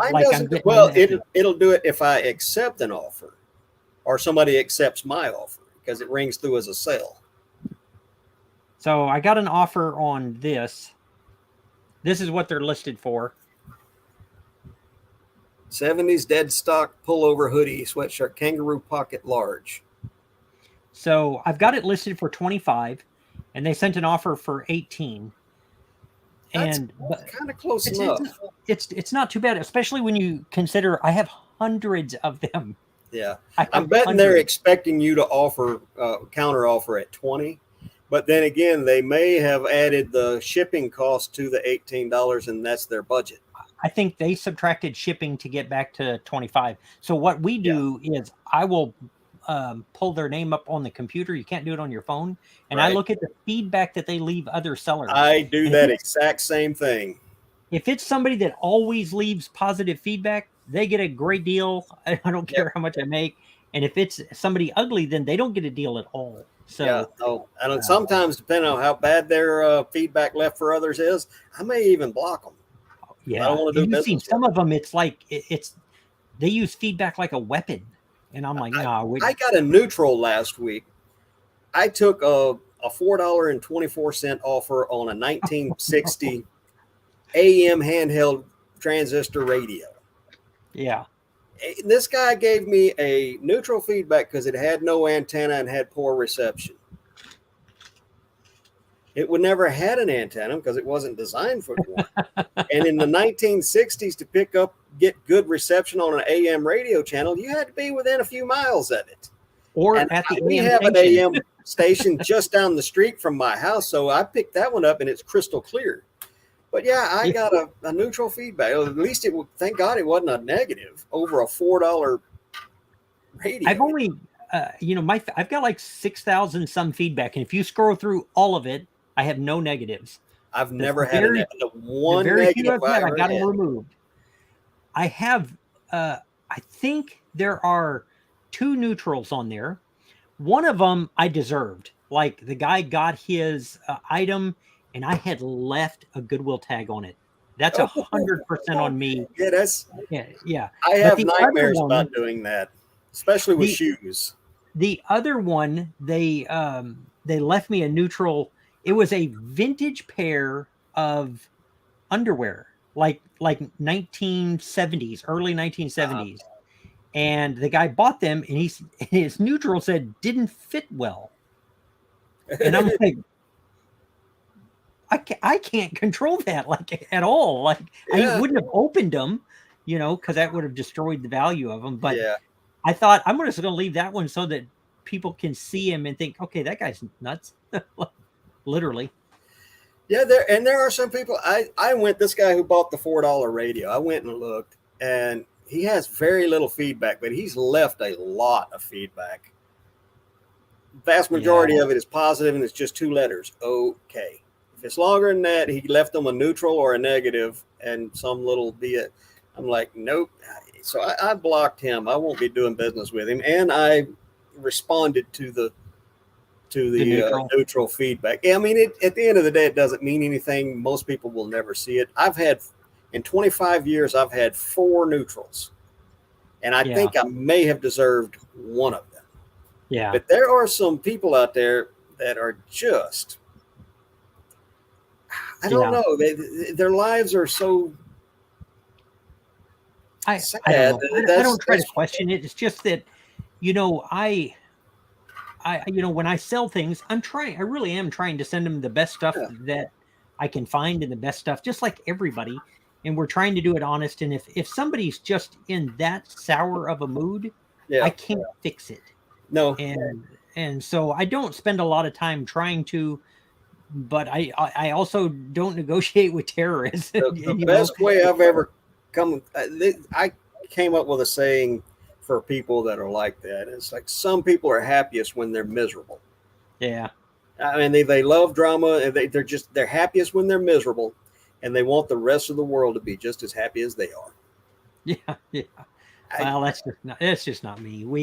It's not me either. I mean, and I hate to think that way about people, but they keep proving it to me over and over again. All right. So here's a question for you. What do you have in your death pile, if you want to call it that you should have listed a long time ago, but you haven't?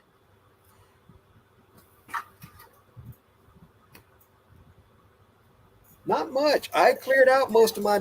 I try not to get too big of a death pile.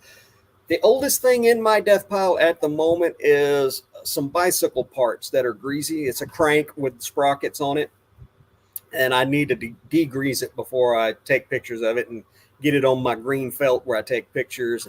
I haven't cleaned it yet. It's the only reason it's not listed yet. I have a But other house. than that, I've got two pairs of white denim something or another's. One of them is a pair of coveralls with short legs, and I don't remember what the other is. Probably just a pair of pants. How about in the chat? What's the craziest thing Yeah. in your death pile?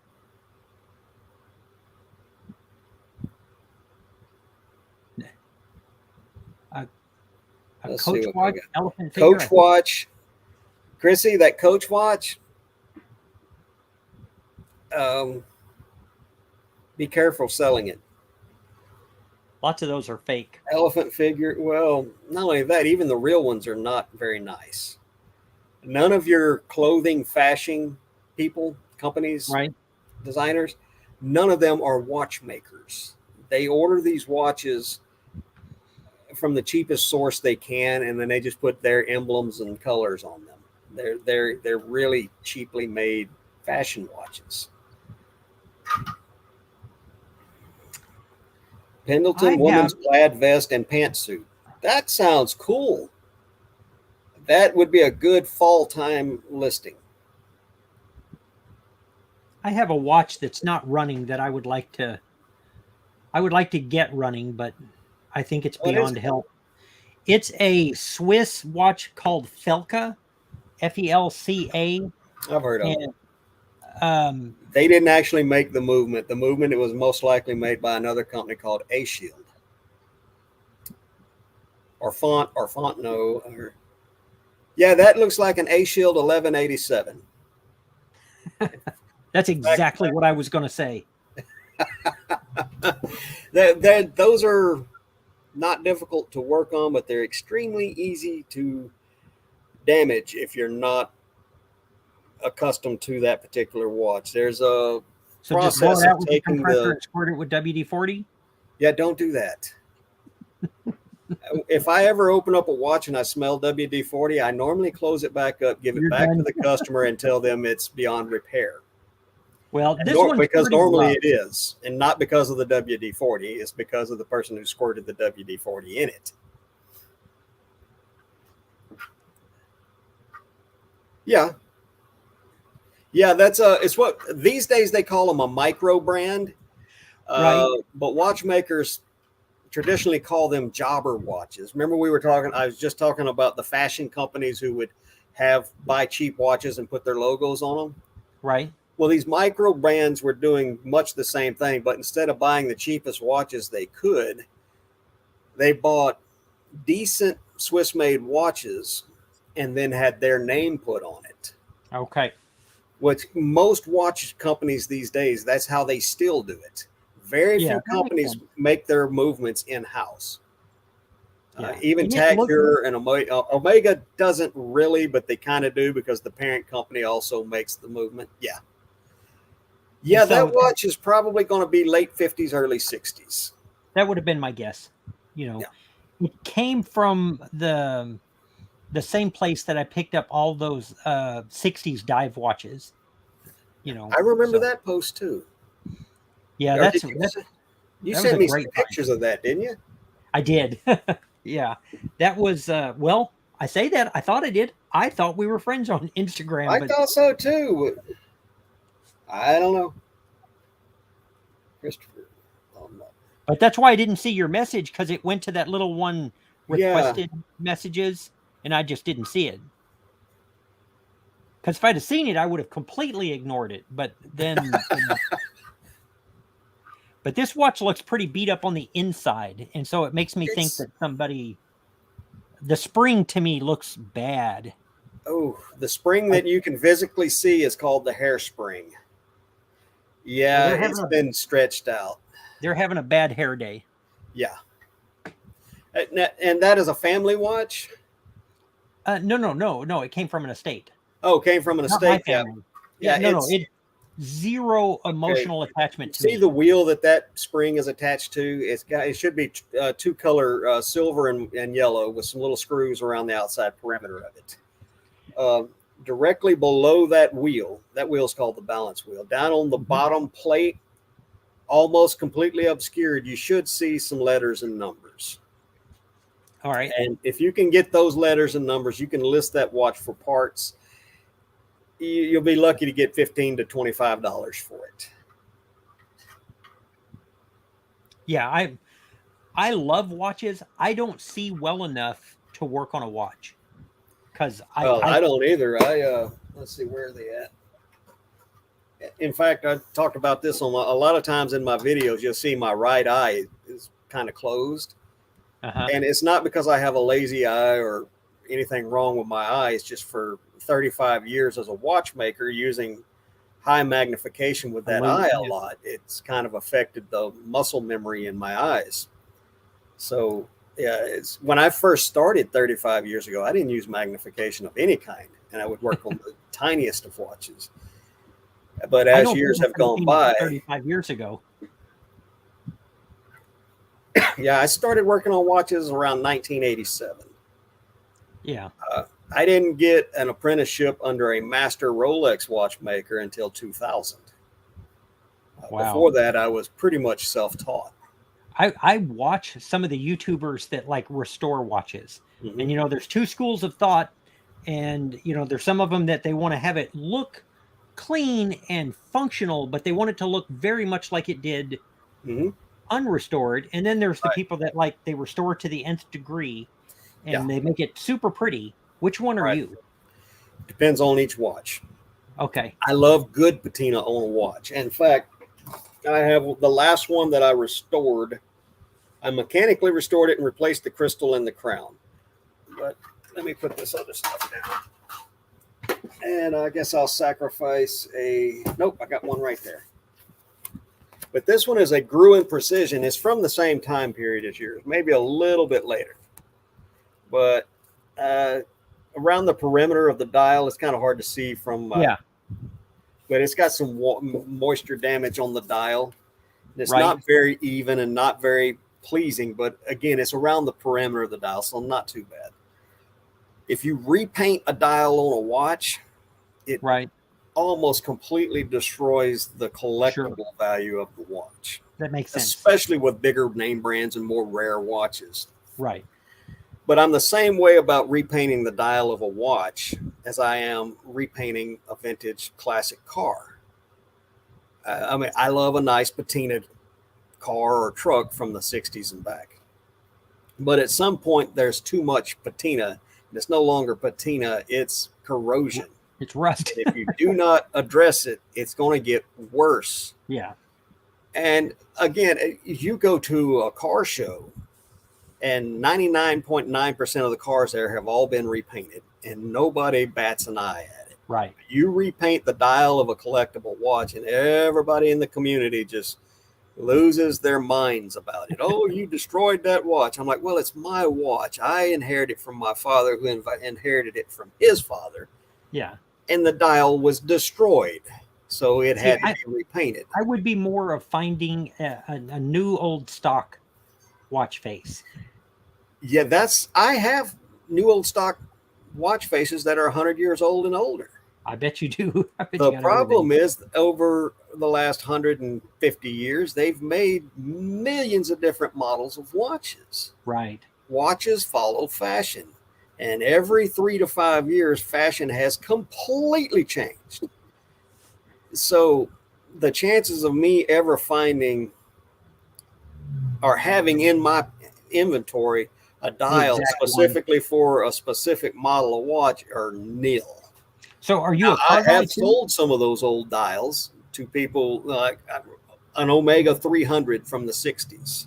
Omega, either a Constellation or a Seamaster. I think it was a Seamaster 300.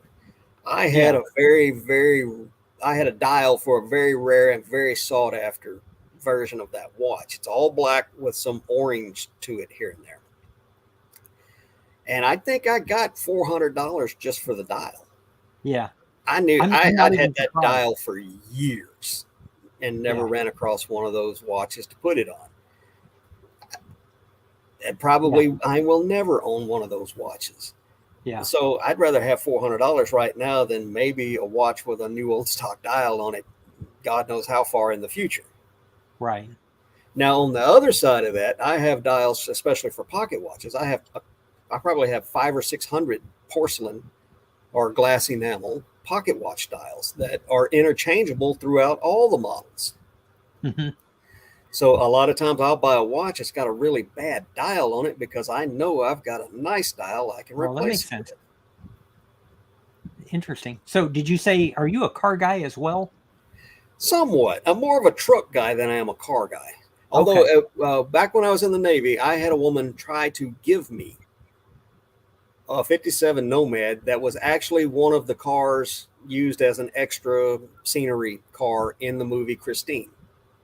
Oh, see. She went through a divorce and she ended up with the car. She took the car to a mechanic just to get an estimate on what it would take to get it restored. Well, while doing his estimate, he gutted the car and then sprayed primer on it with over mud, dirt, glass, chrome, and Mm. just left it in pieces and then went bankrupt. And she had to get a court order and a police escort to go get Mm. her car and all the parts and pieces he had pulled off of it. So all I would have had to have done was find a place to put it back together. But I was within a week of going overseas for 6 to 9 months. Right. So I had to pass on it. When I first moved to Texas, I came across a 57 Plymouth Fury, two-door, and it was rust-free. And this would have been 1984, and they wanted $1,200, and I just didn't have it. I Yeah. couldn't do it. And I was such a fan of that body style, and I now, gosh, So the same so is car would, that your dream car? Is that your yeah. bucket list? If you ever had a chance to get an old one, is that what it would? Mine would be a 1965 short wheelbase step side GM or GMC or Chevrolet truck. Now, my actual dream car, I've had three, and I would probably do the same thing. I would want a somewhere between a 66 and a 1970 Ford Falcon Resto Mod, Yeah, because I still want a modern drivetrain and yeah, suspension, but I love the car. And so yeah. probably my favorite would be the 67 because it had the little side vents on it. But I would take any one of those. I've had two 68s and a 69. And but old cars take a ton of money. Oh And God, when yeah, you way live more debt than you'll ever free, get back out of them. yeah. And when you live debt free and you're not willing to spend a ton of money to do an actual resto mod where I could pop in that car and drive across the country, I mean, you need $50,000. Oh, you'd need And a lot more than that. You'd need a mm, 100,000 plus to do a correct nah, resto mod to put an old car on a modern chassis, modern drivetrain. nah, Yeah, nah. You think so? you got some. Oh, I know so. I don't know. I think I have a few connections. I think I could get that for 50 grand. You know what we're not going to find out though? What's If that? it takes 50 grand, because I'm not ever going to, I'm No, never going to it's. spend that kind of money I on know a something lot of like car guys, and to do the job correct, to take an old car and resto mod it to a modern chassis, drivetrain, suspension, electrics, everything, it's minimum $100,000. Yeah. I mean, I guess it's the same difference because if it was 50, there's no way I would do Well, that. they can do it for themselves for 50 or less, but they're not going to do that for a customer for less than I guess. Keystone, which is double the money. Because, even a Falcon now to get a good, because you want to start with Oh, a just to clean find a car. body for one anymore is Yeah. impossible. The last I, one I had was a 68. And when I bought it, I bought it in the 90s. It had 4,800 miles on it. And I drove from Texas to Wahoo, Nebraska and bought it. And I drove it home. And so, like, I put like all the 20% car of the guys, miles that's on how it. they're finding cars anymore. They're going to the middle of nowhere in Nebraska or up here in Oregon. There's that gas monkey guy. He came up and went to Klamath Falls, which is 2 towns across the Cascades from me, up and over the Cascades, and bought 2 Corvettes just to get one of the two. But they forced him to buy both of them. But yeah, Yeah. it's getting hard to find that stuff. It's not as prevalent as it used to be, and all the junkyards have scrapped them out. I So think even the old I mid think what I'm going to 60s do trucks. is I'm just going to wait because my truck is an '05, so and it's got 90,000 miles on it, and I think I'll just wait 20 more years, and if I can live that long, then I have a classic car that is in good shape. The best way to get a resto mod instead of having it done, go to Barrett Jackson and buy one that's already done for half the mod what it cost them to get it done. That's probably the way to go. I see that. I'm like, you people, I mean, why would you spend so much money building one of these cars and then take it to an auction where they traditionally don't bring the kind of money that made it worthwhile for you to do that to? Yeah. My resto mod dream car would be a 1970 Biscayne 4-door. What? Yep. You are the only one. Not the Impala, the Biscayne. I Even if I know, had to but buy an Impala and change the badging over to Biscayne, because that was my first car. That's what I learned to drive. oh, okay. There 1970 had to be a Biscayne, 3 on reason. the tree, straight 6. I don't want my first car. My first car was a '67 Ambassador 4-door, Ooh. and my friends nicknamed it. Or what is it? What time is it? Yeah, It's almost after 9. My friends nicknamed it birth control because they said that like nobody that owns that car. Like anyway, you can fill in the rest of it, but like I don't want another one. So if you find a '67 Ambassador 4-door with some big rust holes in it, like I don't want it. I've already had one. Rachel, to answer your question, yes, a car is considered vintage at 25 years, or is it classic at 20? No, it's vintage at 25 years, classic at 30 or 35. It's 25. It's 25 as far as getting vintage plates in Texas. It's 25 years. Yeah. And I think it's an antique after 50. Yeah. So, but as far as reselling goes, some of these classic car parts are worth a lot. Yes. They just sit for a while. Badging, if you don't have like hubcaps, switches, any of the original OEM parts. I love finding that stuff. Estate sales and yard sales, everybody else is looking at the knives and the this, that, and the other that everybody looks for on top of the tables. I'm digging in the old wooden boxes with cobwebs up under in the corner looking for old car parts and things like that. Well, that's how I got. Have you ever watched the show Phantom Works with Dan? I keep wanting to call him Dan Post, but it's not Dan Post. It's something else. He had a car show for a while called Phantom Works out in Virginia. And last year I sold him a specialty ridge reaming tool. Okay. And pretty good money. I tried to strike up a conversation with the guy. He just wanted his tool. Well, I've got an MG dash here, and then I've got a Cadillac dash, and I've got a Rolls-Royce dash. These are all would have been late 20s, early 30s. And I've never done anything with them. They're just hanging on my wall. But at some point, I need to list them, I guess. Somebody might want them. The lady that had them, she restored all these cars and showed them at Pebble Beach at the Concours de Elegance. But these dashes are in pretty good shape. I think she was just putting in perfect. And if they were more popular cars, I could use these as a pattern and then make dashes. But they're not. Yeah. Somebody's got to have a 1929 Rolls Royce. I have a 1929 Packard car clock. Oh, yeah. Wow. Cool. And ready to go. And that Gas Monkey guy down in Texas, Richard. Yeah. The Gas Monkey place is not. He went to Pebble Beach with a 29 Packard, and the only hit he took was the clock didn't work. I sent him message after message after message, sent him pictures of the thing. And I'm like, listen, I specialize in refurbishing those old mechanical car clocks. Right. If you ever get another one, hit me. I never got an answer out of the guy.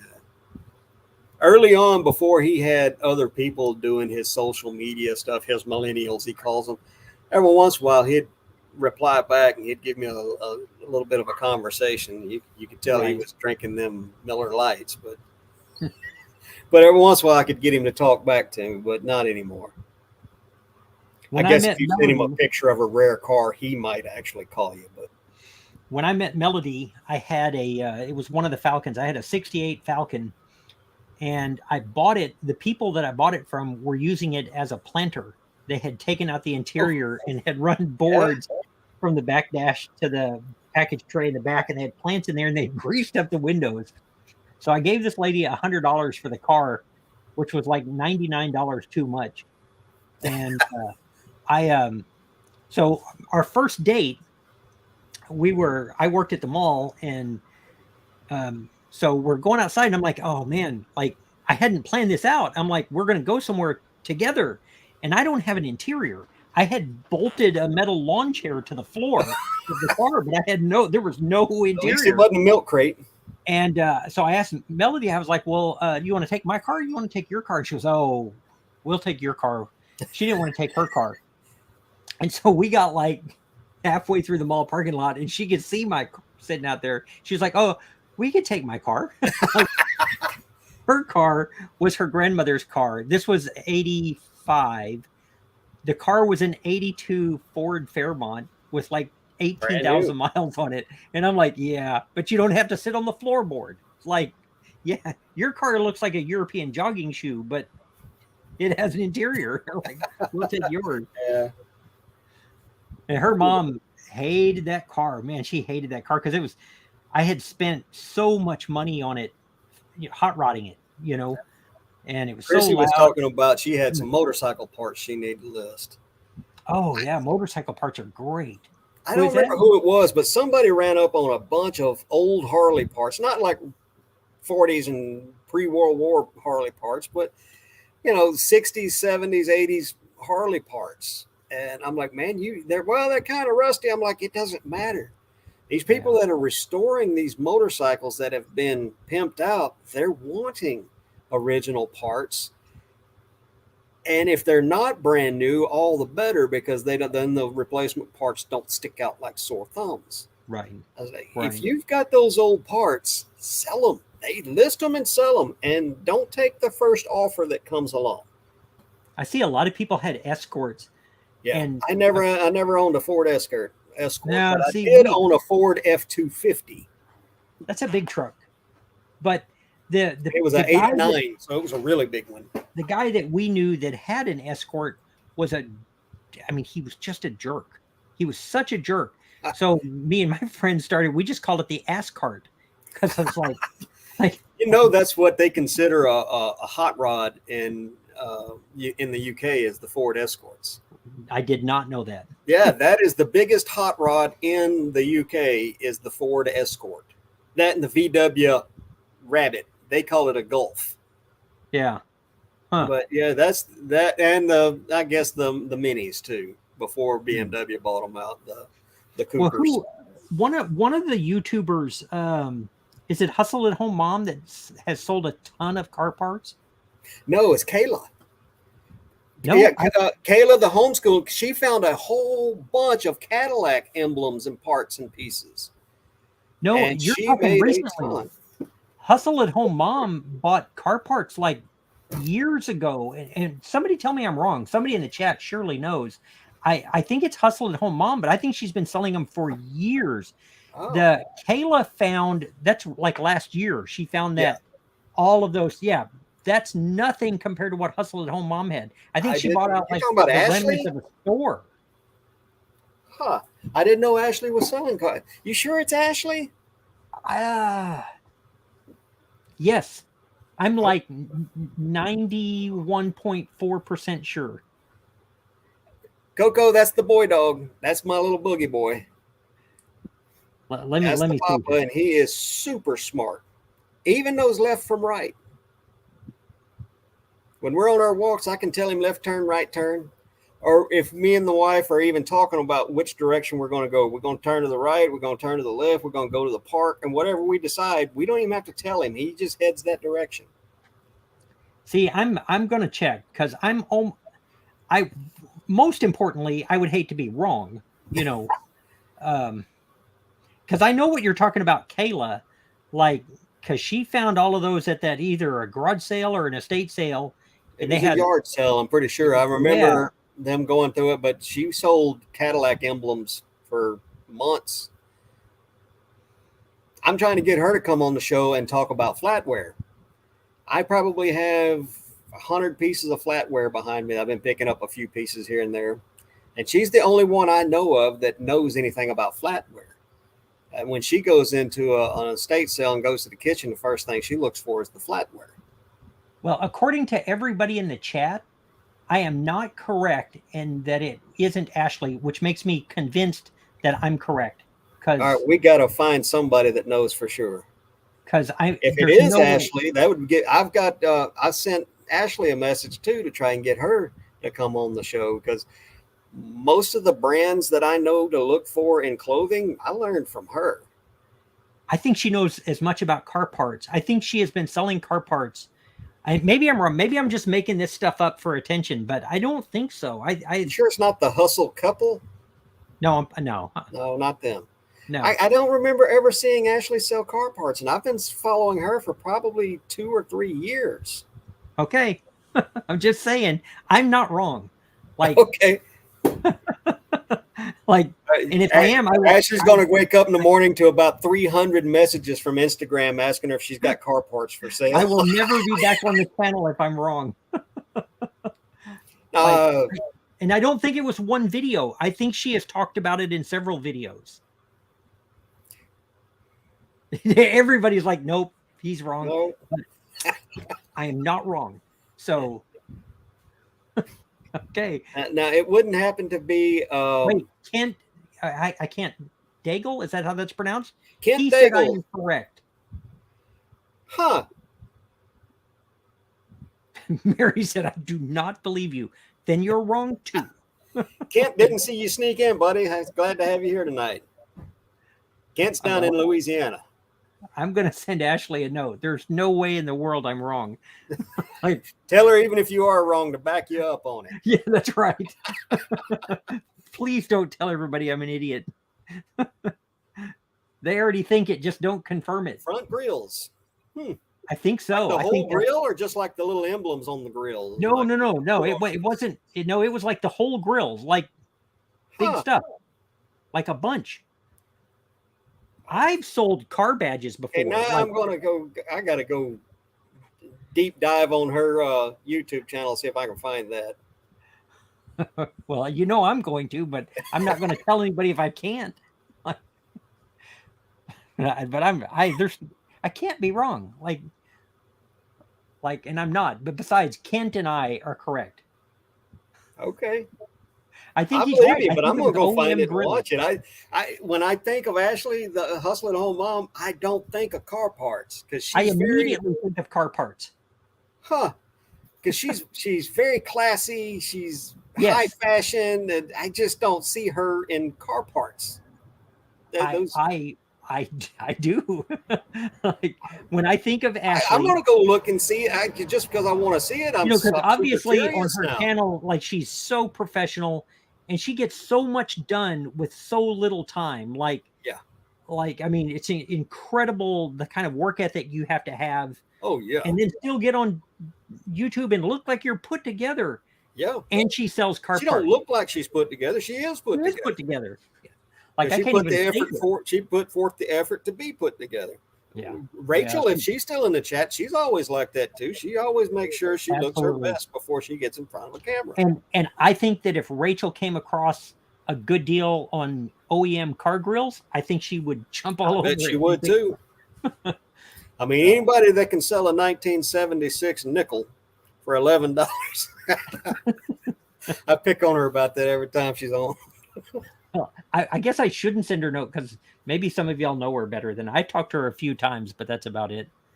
Like, we've watched her for a long time. Like, I guess I haven't watched her quite long enough to have seen the car parts, but maybe you just didn't pay attention. It could be. Well, then again, there are times I used to be a prospector or gemstone miner. See, that's so cool. Until 2 years ago, I spent every summer out in the Oregon Outback mining gemstones, or down in Southern California or Nevada or somewhere mining gemstones. So most of my summers were blank as far as social media goes. See, I think I would enjoy that kind of stuff. I like metal detecting, which is I followed the crazy lamp lady Oh yeah, way before. I didn't know she was a reseller. I watched her on the metal detecting stuff that yeah, she did. Like yeah. Her husband's big into the metal detecting scene, but yeah, she knows her glass. she does. She really does. And I and thought I'm a my grandparents were big time glass collectors, so I've been around antique glass all of my life, and I thought I knew a little bit about glass. Of course, as a kid, it's just pretty glass that my grandmother liked, Mhm. but a little bit of the information stuck. But Yeah, and I have a bit of a glass collection myself, but Jocelyn is just next level.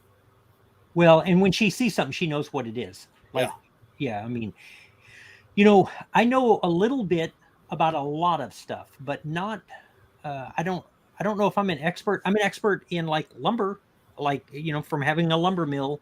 I know more about lumber than the average bear. yeah. But as far as collectible stuff, Scott said so. Gee whiz. She won't know who that is. I don't think I rank enough to where she'll know who Scott is. She Uh, might recognize Cha-Ching King, I've but I think I've commented on a few of her videos, and she's put in a little something, responded to my comments. But I've never spoken to her on Instagram or anything. I sent her a message a couple of days ago when I started trying to book in advance, so I wouldn't have nights where I had nobody and nothing prepared like I did last yeah. week. Well, she's I've talked to her a few times, and what happens is Josh talked about it quite a bit, is that you reach this point where it's really hard to answer Yeah, the questions.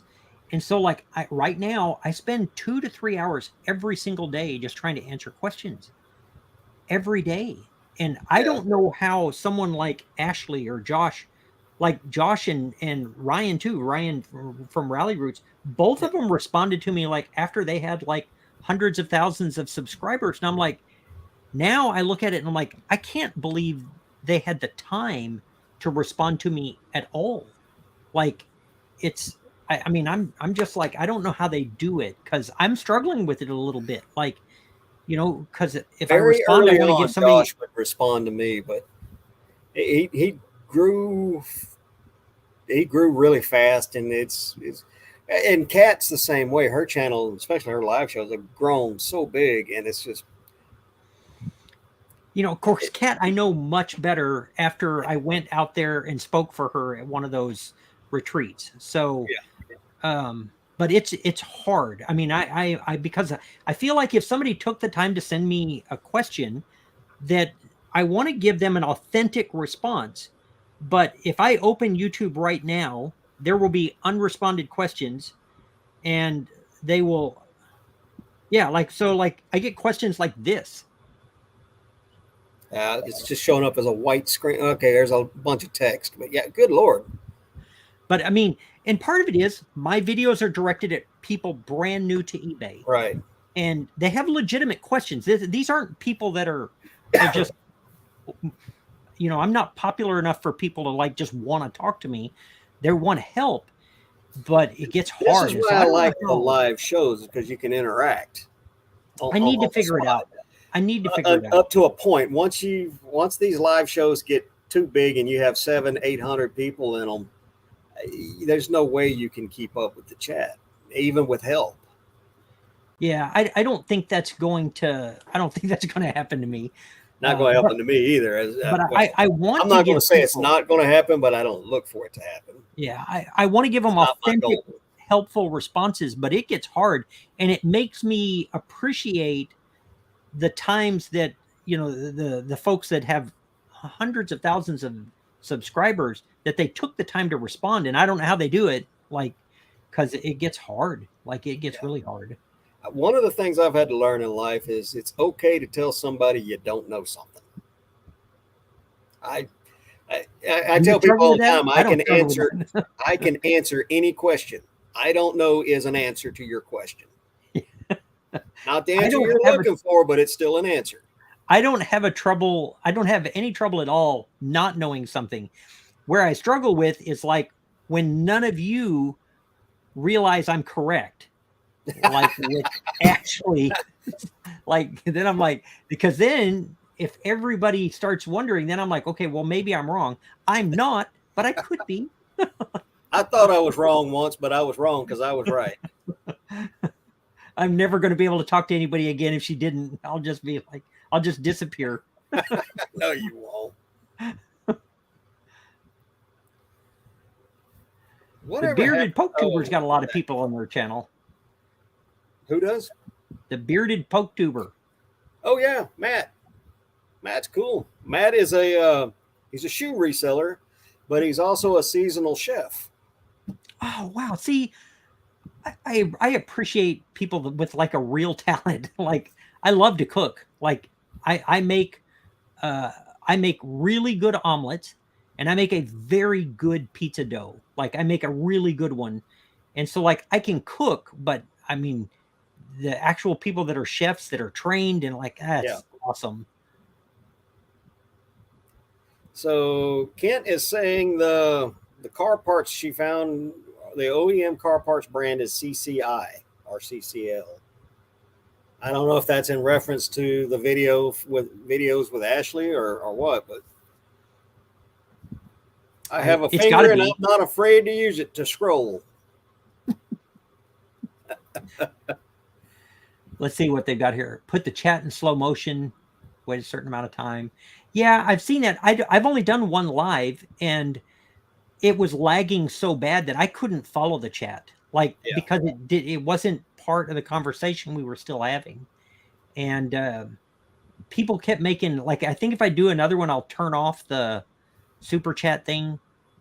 Like I feel like because my channel is aimed at new people, like I don't want them buying stuff from me. I don't want them to do super chats, and because they're struggling to open a business, and I'm not a big believer in paying for information that's free. Yeah. So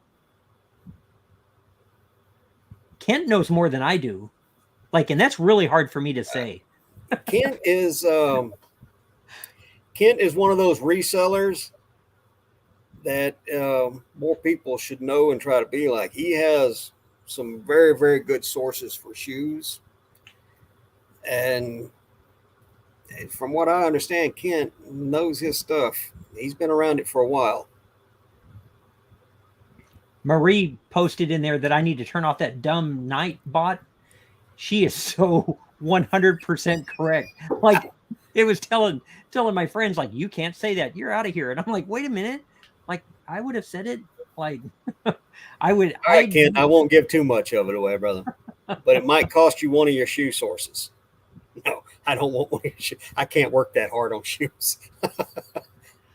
You know what? I don't like selling shoes. I don't like it. I like selling dress shoes and nice boots because I'm very, very good at refurbishing them. However, it's gotten to the point where I can't source them anymore.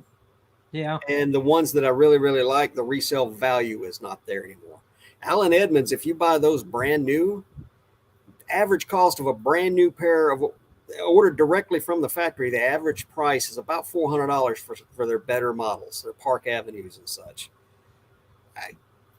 But the same shoe, if I find it out in the wild, I can normally buy it for less than 20, but it's not going to sell for more than 40 or 50.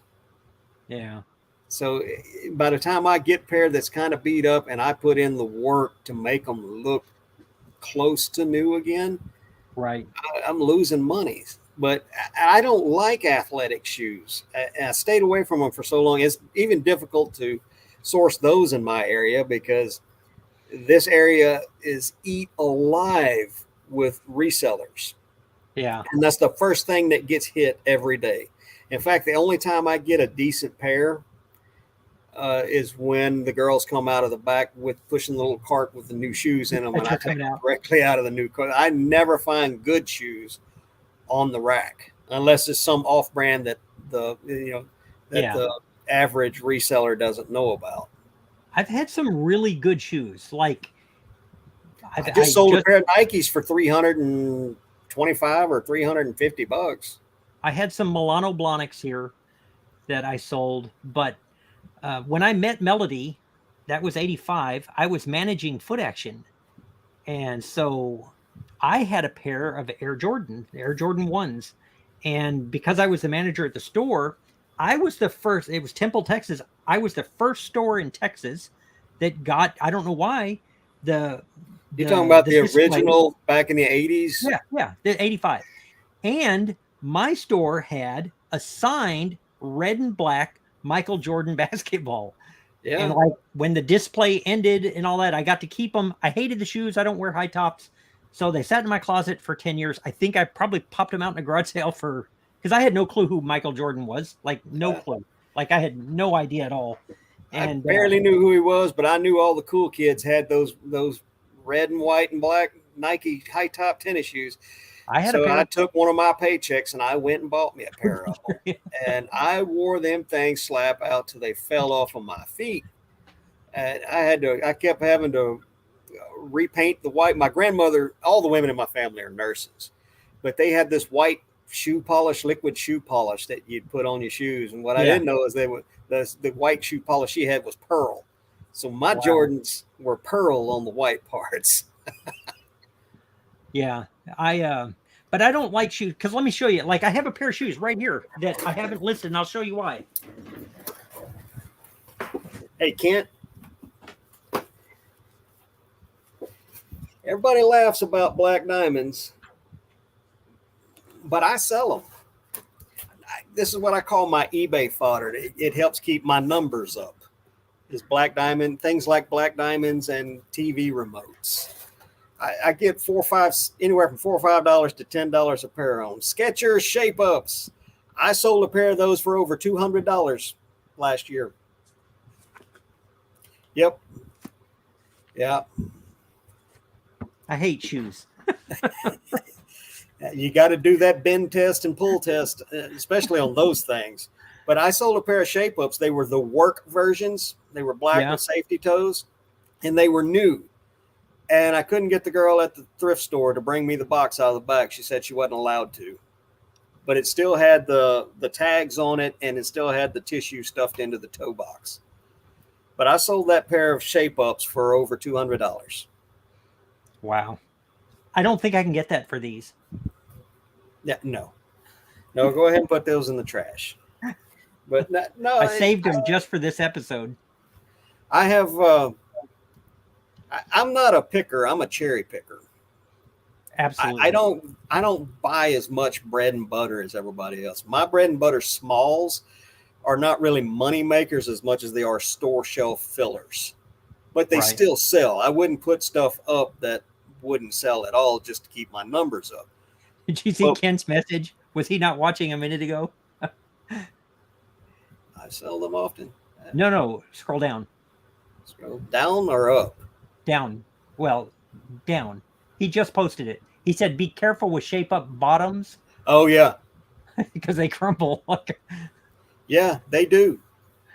Most resellers won't touch them with a 10-foot pole. But if you do, mine did.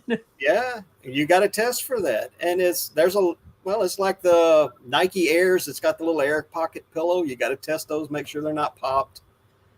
Yeah. The Nike Shocks, you got to twist and bend the hell out of them to make sure they don't crack and break. I'm just not. I have a few pairs of shoes listed. I'm just not a fan. I sell shoes because they make me money. I swore until I joined Poshmark, I swore off women's shoes altogether. But when I started Poshmark 3 or 4 months ago, all the women's shoes that I had listed on eBay, I delisted them off of eBay, listed them on Poshmark. Now I sell more women's shoes than I ever did men's shoes. I have shoes here that I'm never going to clean up. I need to start giving this stuff away faster. See, this is when it would be good to have like a local, smaller reseller get together. Bring your unlisted inventory. You broke up on me pretty bad. Oh, am I breaking up on you? Well, it could just be me. Okay, well, everything seems to be working fine on my end. You said something Rachel. About I wish we had a something. Okay, well, I was talking about this is when it would be good to have smaller, more localized reseller get-togethers. Yes, because I Bring would a just couple take of stuff. tubs of your unlisted inventory that you're not Right. going to list, and maybe somebody else likes that kind of stuff. Do a little swapping and trading. Yeah. I'm hoping to get my merch back. I took a bunch of those vintage sweats that I have Uh huh. and I took them over to my printer. And so I'm going to take it, uh, all of it that I can carry to FlipCon with me and let people take what they want. Yeah. Because I've got a bunch of Ringer t-shirts and there's a bunch of the sweat, like the yellow one. I've got a bunch of those. Anything that was already opened, I'm going to go ahead and put my merch on and give it away. But um, Oh, like okay. Well, I people enjoy are helping out leaving. other people. Turn and burn. There's one I haven't heard in a while. That's old working man saying, turn and burn. I've heard that in the logging woods. I've heard it on the shipyards.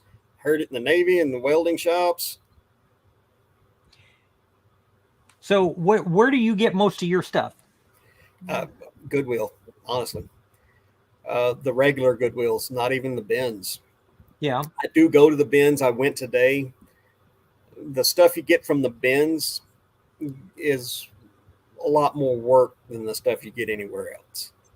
But sometimes it's worth it, and sometimes like I like having. I know I don't like doing this. I don't.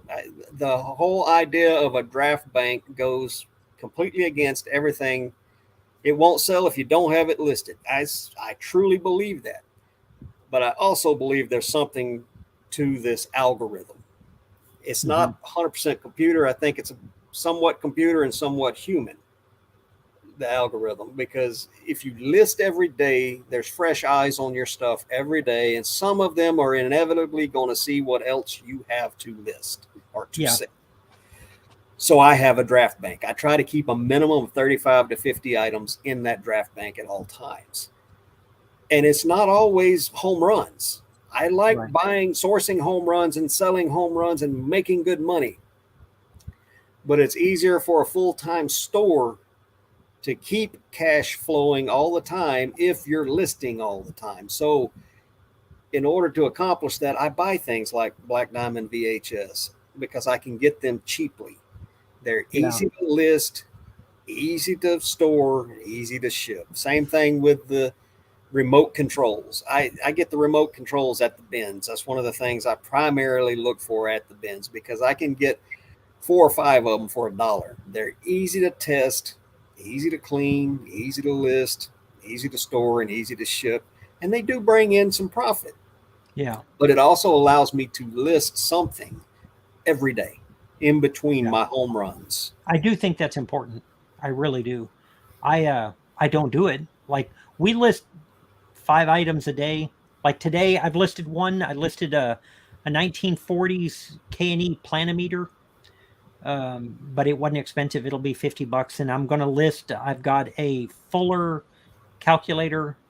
Um, it's one of those looks like ivory pieces from the 19. It's not ivory, it's paper, but that should list for, I'll probably list it for 450, something like that.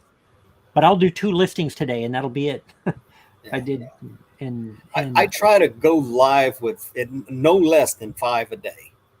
yeah, I mean that's the way But to my do it, though. store on average has 300 items. If I drop down below 300, I don't care how many I got to list. I'm getting it back over 300. Okay, But 5 a day, every day, and I can easily ramp that up. It's just that's in my current situation until I retire from my other job. That's where it's comfortable for me. well, for us, uh, I we listed 10 every day. Period. Yeah, YouTube has really throttled that, because I they guess may. I'm just slow. Oh, Like it takes me so long to create a video yeah. that I can't list, and so I list less. And with Melody's parents, we're just not. Um, Hey, Drew. Melody's not able to do it as much. So Yeah. um, It's, one thing that holds me back on YouTube is I don't know how to edit. And every time, it's been a long time, but every time I've ever tried to learn how to edit, just as I start getting a feel for it, start getting the hang of it, start being able to splice two pieces of film together the way I want it to be spliced together, an update comes along and everything that I did know is now wrong, and it drives me insane. So I dropped it, and Yeah. I've made a lot of video content through the years, mostly on Facebook, but I was a one shot wonder. I got it all in one shot. I may have had to do the shot 5 or 6 times before I finally gave up and say that's good enough, and that's what I post. Right. But I'm and a pretty decent editor at this point, like, but I'm not fast.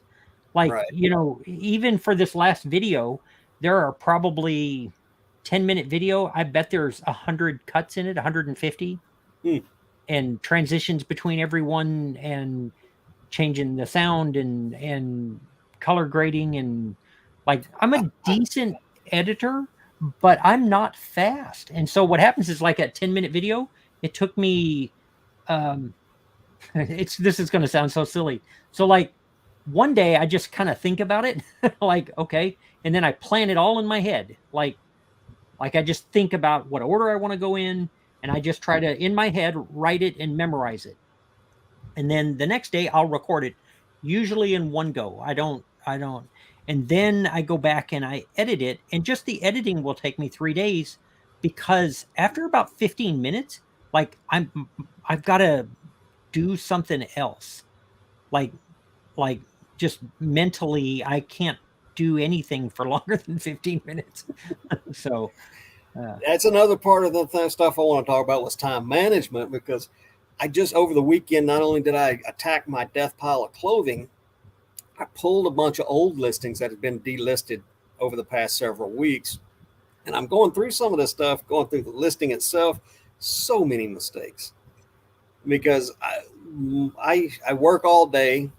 I get up in the morning, I do some resale work, and then it's time to go to the watch repair shop and do that. And I drop shipping on the way.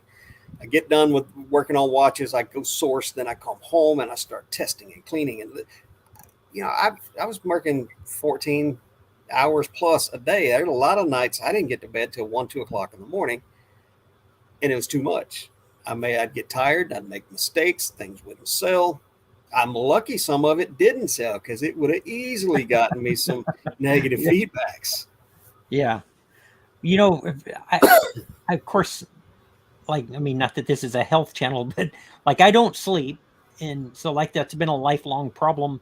I have some medicine the doctor's given me. I've tried everything, but I sleep 4 hours a night, with medicine, 5 hours sometimes. And so it's not uncommon for me to work till 1 o'clock. What I can't do is, like, for me to, like, focus on anything. It's hard for me to watch a movie because they last 2 hours. Who can invest 2 hours a day anything? Like, so I mean, so I do the cooking, I do a bunch of the cleaning, I do the listing, I do YouTube.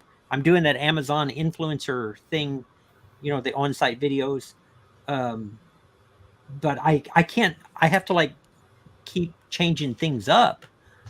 It would help if I took notes. If I could write down the video, and, like, but I don't write. Like, I don't know who's got time for that. Like, I see.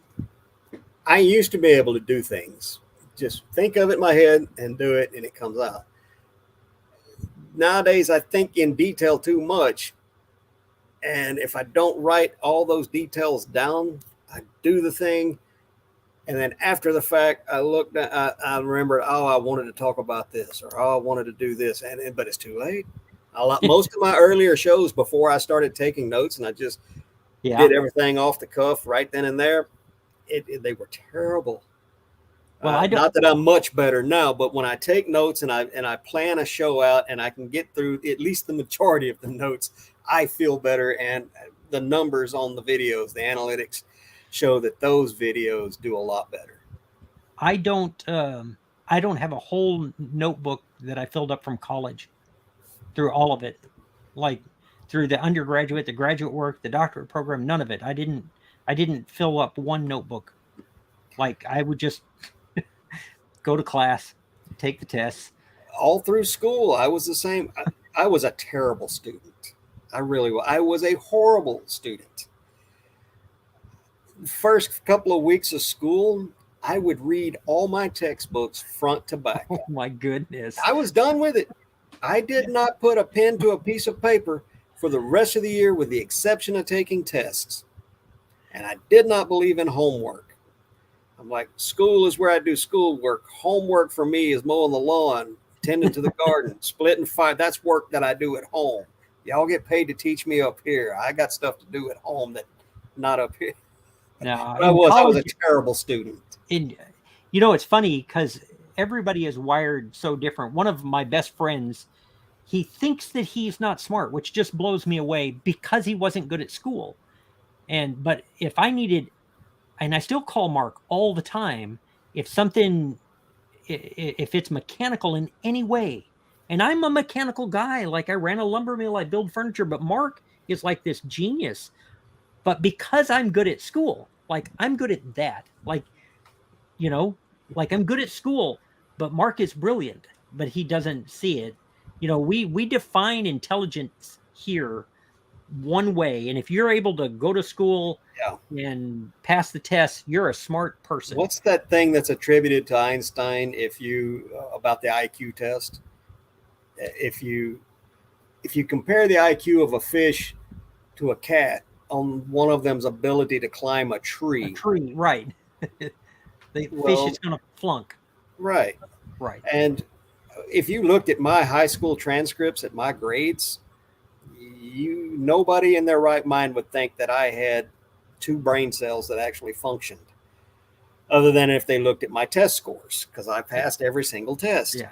I had to take an IQ test one time, and but I knew that I was going to have to take it. It was part of this thing we were doing at the school, part of the special ed training, believe it or not. I had to take an IQ test, but it was going to be on the computer.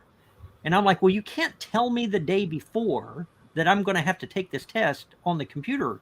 So I went in and I changed the questions before the test.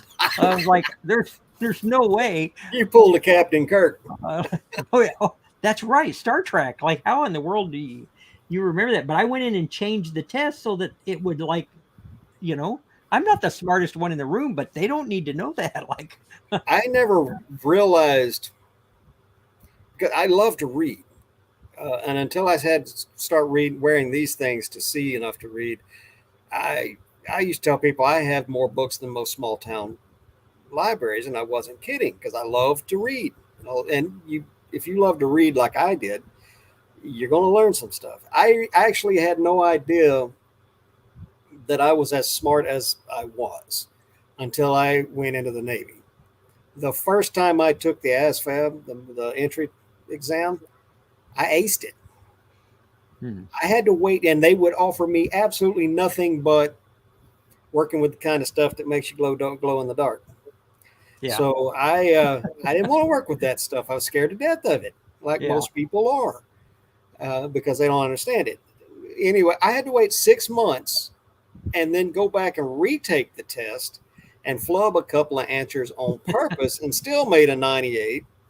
So they're like, oh, well, how about this? They kept offering me nuke, and I kept telling them, no, not no way, not no how. So then finally they said, NDT inspector. I'm like, what's that? Oh, you're a weld inspector. I'm like, oh, I know those guys. I've seen them when I worked in the shipyards and the plants, because I used to lie about my age and go work in them places in the summer. But those guys, they come in, they're wearing nice shirts, khaki pants, nice shoes, a clean white hard hat, and walk around with a clipboard and a piece of chalk and tell people, you need to fix this and that. I'm like, yeah, I want to do that. Chrissy's leaving. Good night. Good night, Chrissy. Well, I get to my first ship, and lo and behold, guess where I'm working? Nuke.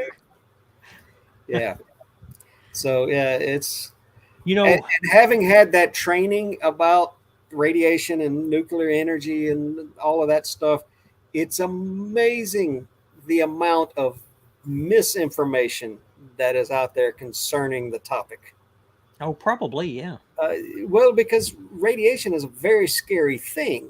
Right. It's also a very dangerous thing if not handled correctly. So it's easier to allow the general population to just be scared of it, so nobody dabbles with it than it Right. is to educate them about it. And then if they're not scared of it, when they should be scared of it, they might dabble in it, and next thing you know, Right. you've got a problem. Right. So I I mean, try not to re-ed. I'm If people are afraid of it scared of it, I leave it alone. because, like, I would love to like go through the city of Piprit, like, that's the city outside of Chernobyl that they Uh, basically locked it up when yeah. Chernobyl went down, and they are starting to let people go in Yes. there, and man, I would just love that, but I don't want to glow, you know. You won't. You will Yeah, not no, glow. no, I know I won't glow, but I also don't want to have, you know, extra cancers or something that I Here's don't the really. thing. I will teach you the one thing about radiation that most people get wrong. You do not absorb radiation and become radioactive. That's No, oh no, no, I'm yeah, radiation is that energy given off by an unstable atom trying to reach stability. It's just an energy wave. right. It's no different than a light wave or a sound wave. It's just its intensity that's different. The truest Yeah, danger with radiation comes with contamination and the ingestion thereof. right. That means you breathe in or take in some shape, form, or fashion the actual radioactive particles. Then they get inside you, and instead of you being able to walk away from the radiation, it's just the radiation emitter is inside you. Yeah. So Then if you you have a ever do bad go day. visit Chernobyl, wear a mask. Don't eat anything. Don't touch your face. Don't eat anything until after you've taken a complete tepid shower and the best shower you've ever had in your life, and then still try not to touch your food with your bare hands for a couple of days, Gosh, I and you'll wouldn't be be able to just eat. fine.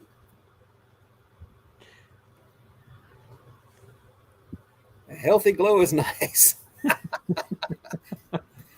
But yeah, that thing about people talk about, oh, the lead absorbed so much radiation that it became radiation and they had to bury it half a mile. It's like no, no, that's Okay, not how it works. does Kent actually have a degree from MIT?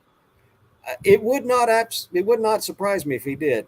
The old vintage loom before tritium was called radium, and they made a documentary about it and they hyped it up. And yes, even tritium is radioactive to a degree. It is not dangerously radioactive. The energy that it's giving off is not going to harm you. However, if you ingest radium or tritium and any of it lodges inside of you and you ingest it on a daily basis, like the radium girls, the radium is the glow in the dark paste that they use to paint the dials.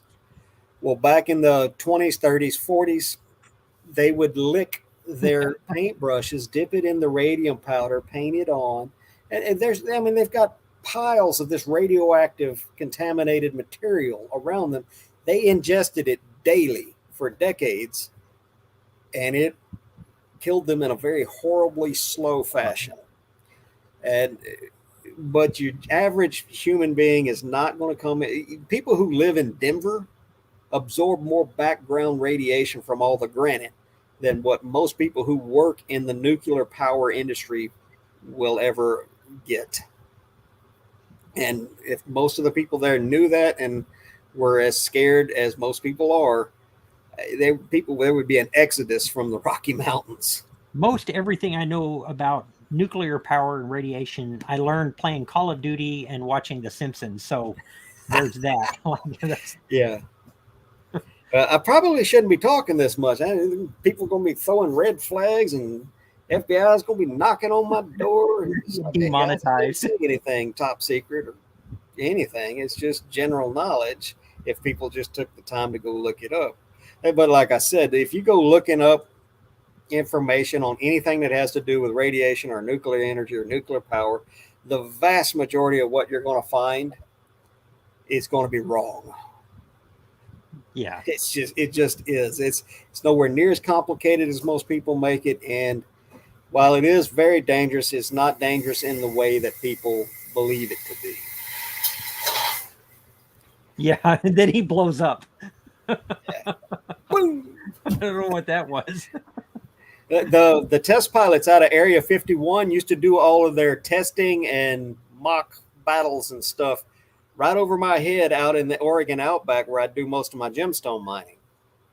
They You would want to talk about follow see him some crazy around and stuff. perform that stuff over his head. I don't know what that means, but that's what they were doing. Yeah. Wherever Rob went, they followed him. No, the plush mining district for Oregon Sunstones is really, really close to Area 51. So what's the coolest thing you ever pulled out of the ground then? Well, that's that's a big list. There are. I have found giant megalodon teeth. See, that's I cool. have found petrified wood that has quartz crystals inside it. I've Okay. found dinosaur bone. I currently have a world record gemstone in a museum in Arkansas. It's called the Crystal Bridges Museum. I currently hold the record for the largest terminated sunstone crystal, Oregon sunstone crystal at 320 carats. Somewhere Don't in have a this clue. What room, the hell I does that have mean? another one that's 1120 carats. I haven't found anything like that. I also mined the piece of fire opal, which is a bright orange opal. It doesn't have play of color in it that most people call. It's just bright orange, like the color of fire. I mined the piece. My daughter and I found a pocket of this opal, and I mined the piece that cut the world record flat faceted opal of any kind. And it was okay. I want to say it was you read Drew's 175. last comment. It was hundreds of carats, but it's things like this big. It's a big cushion cut. I think for me, the coolest thing I ever dug out of the ground is I found a Civil War tent spike, an octagonal tent spike, and some grape shot. So I found a button off a Hessian military uniform. see, that's super cool. Uh, That's super cool. I used to do a little metal detecting too, but it's been years. I'd love to get another one. But those things are expensive. They are. My metal detector was like $600. Isn't that insane? That's an entry level one these days. Oh, I know. I know. A really good one these days is well over $1,000, and there's people out there that spend over $2,000. There's one guy over in England who claims to pay multiple thousands of dollars for his. Wow. I don't remember how many. I can't remember if it was 3,000 or 5,000 or 10,000, but it's very, very expensive. I am going to have to call it short because when I short. got What do you mean short? We're way over. I have not had supper yet. So I have not either. I had a pulled pork sandwich when I first got home. Now see, I want a pulled pork sandwich. Well, come on over. I'll feed you one. And you're in Oregon, though, right? I'm just in Southern Oregon. It's only a hop, skip, and a jump. Yeah. They're all probably downstairs waiting for me to cook. Oh, you hadn't even started dinner yet, and it's going on 10 o'clock there. We ate a sandwich earlier, but normally I make a whole supper. But today I picked Melody up at her parents. I take her down there one day, and then she'll stay that day, the next day, and I'll pick her up the day after that. Just depends upon what day their appointments are on. And today I had to go grocery shopping too, so it was just a long day. And I got one listing done. I really need to do the Fuller calculator tonight, and I got one Amazon video done. So, and with anybody who's not doing it, like if you have enough of a social media following, it is the easiest passive money ever. You'll have to talk to me more about that in a later day, because I didn't even know it existed. I think my first day of commissions was March 1st, and I made $400 in March. I made $1,000 in April. I made $1,300 last month, I think, and I'm on pace to make $1,800 this month. And you just make review videos, but you got to get approved. And I don't. I got in when they were kind of approving everybody, and then they tightened up. Kent.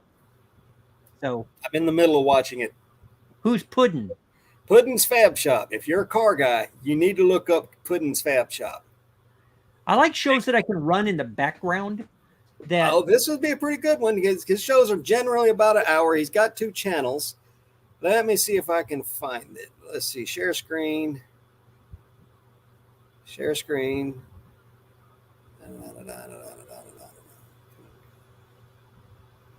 Well, no, actually, I did finish that one. But was he go through like a long process of restoring the entire car or something? Well, he's a little different. Oh, shoot. Tell you what I'll Rachel do. told me. Rachel said I need to run her whole channel in my background. There you Rachel, go.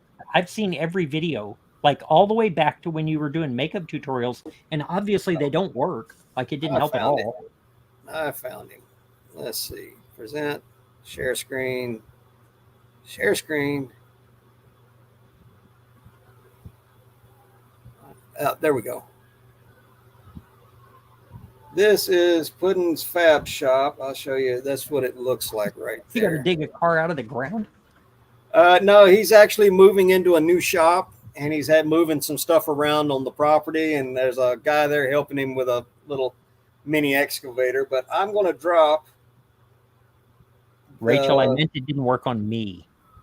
I'm going to drop the link to this particular video in the chat. There we go. And we're going to remove that. There we go. But yeah, if you like old cars and trucks, and this kid he's a bit of a character.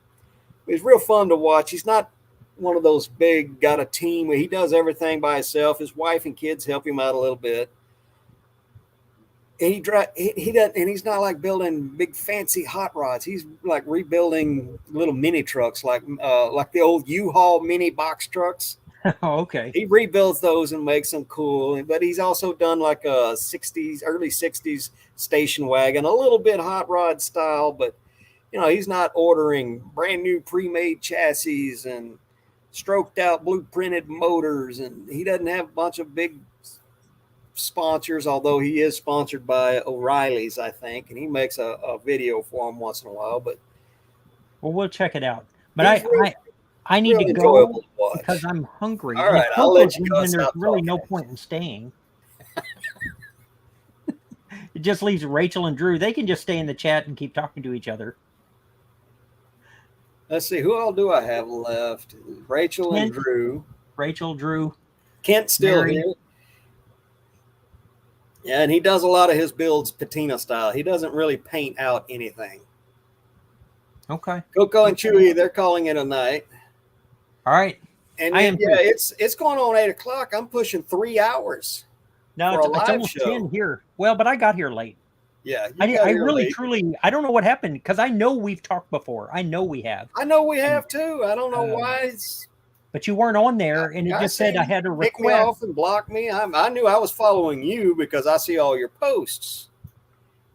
And I get so many questions from people that, so I always try to go in and answer them. And I thought, well, somebody's got a question. And I was like, last minute. I thought, man, if you're having an eBay problem that's last minute, I'm not your guy. Anyway, but they're telling us to get off here and go eat, both of us. All right. And I got to make sure to end the stream because a couple of weeks ago I forgot to end the stream, went in the house, eating dinner, and wife come out here, heard my phone ring, and it was somebody calling to tell me I didn't end the stream. And your retention time is just trash. No, they all stuck around. They thought it was funny. All right. Well, good night, everybody. All right. Good night, everybody. Thanks for sticking in there with us this long.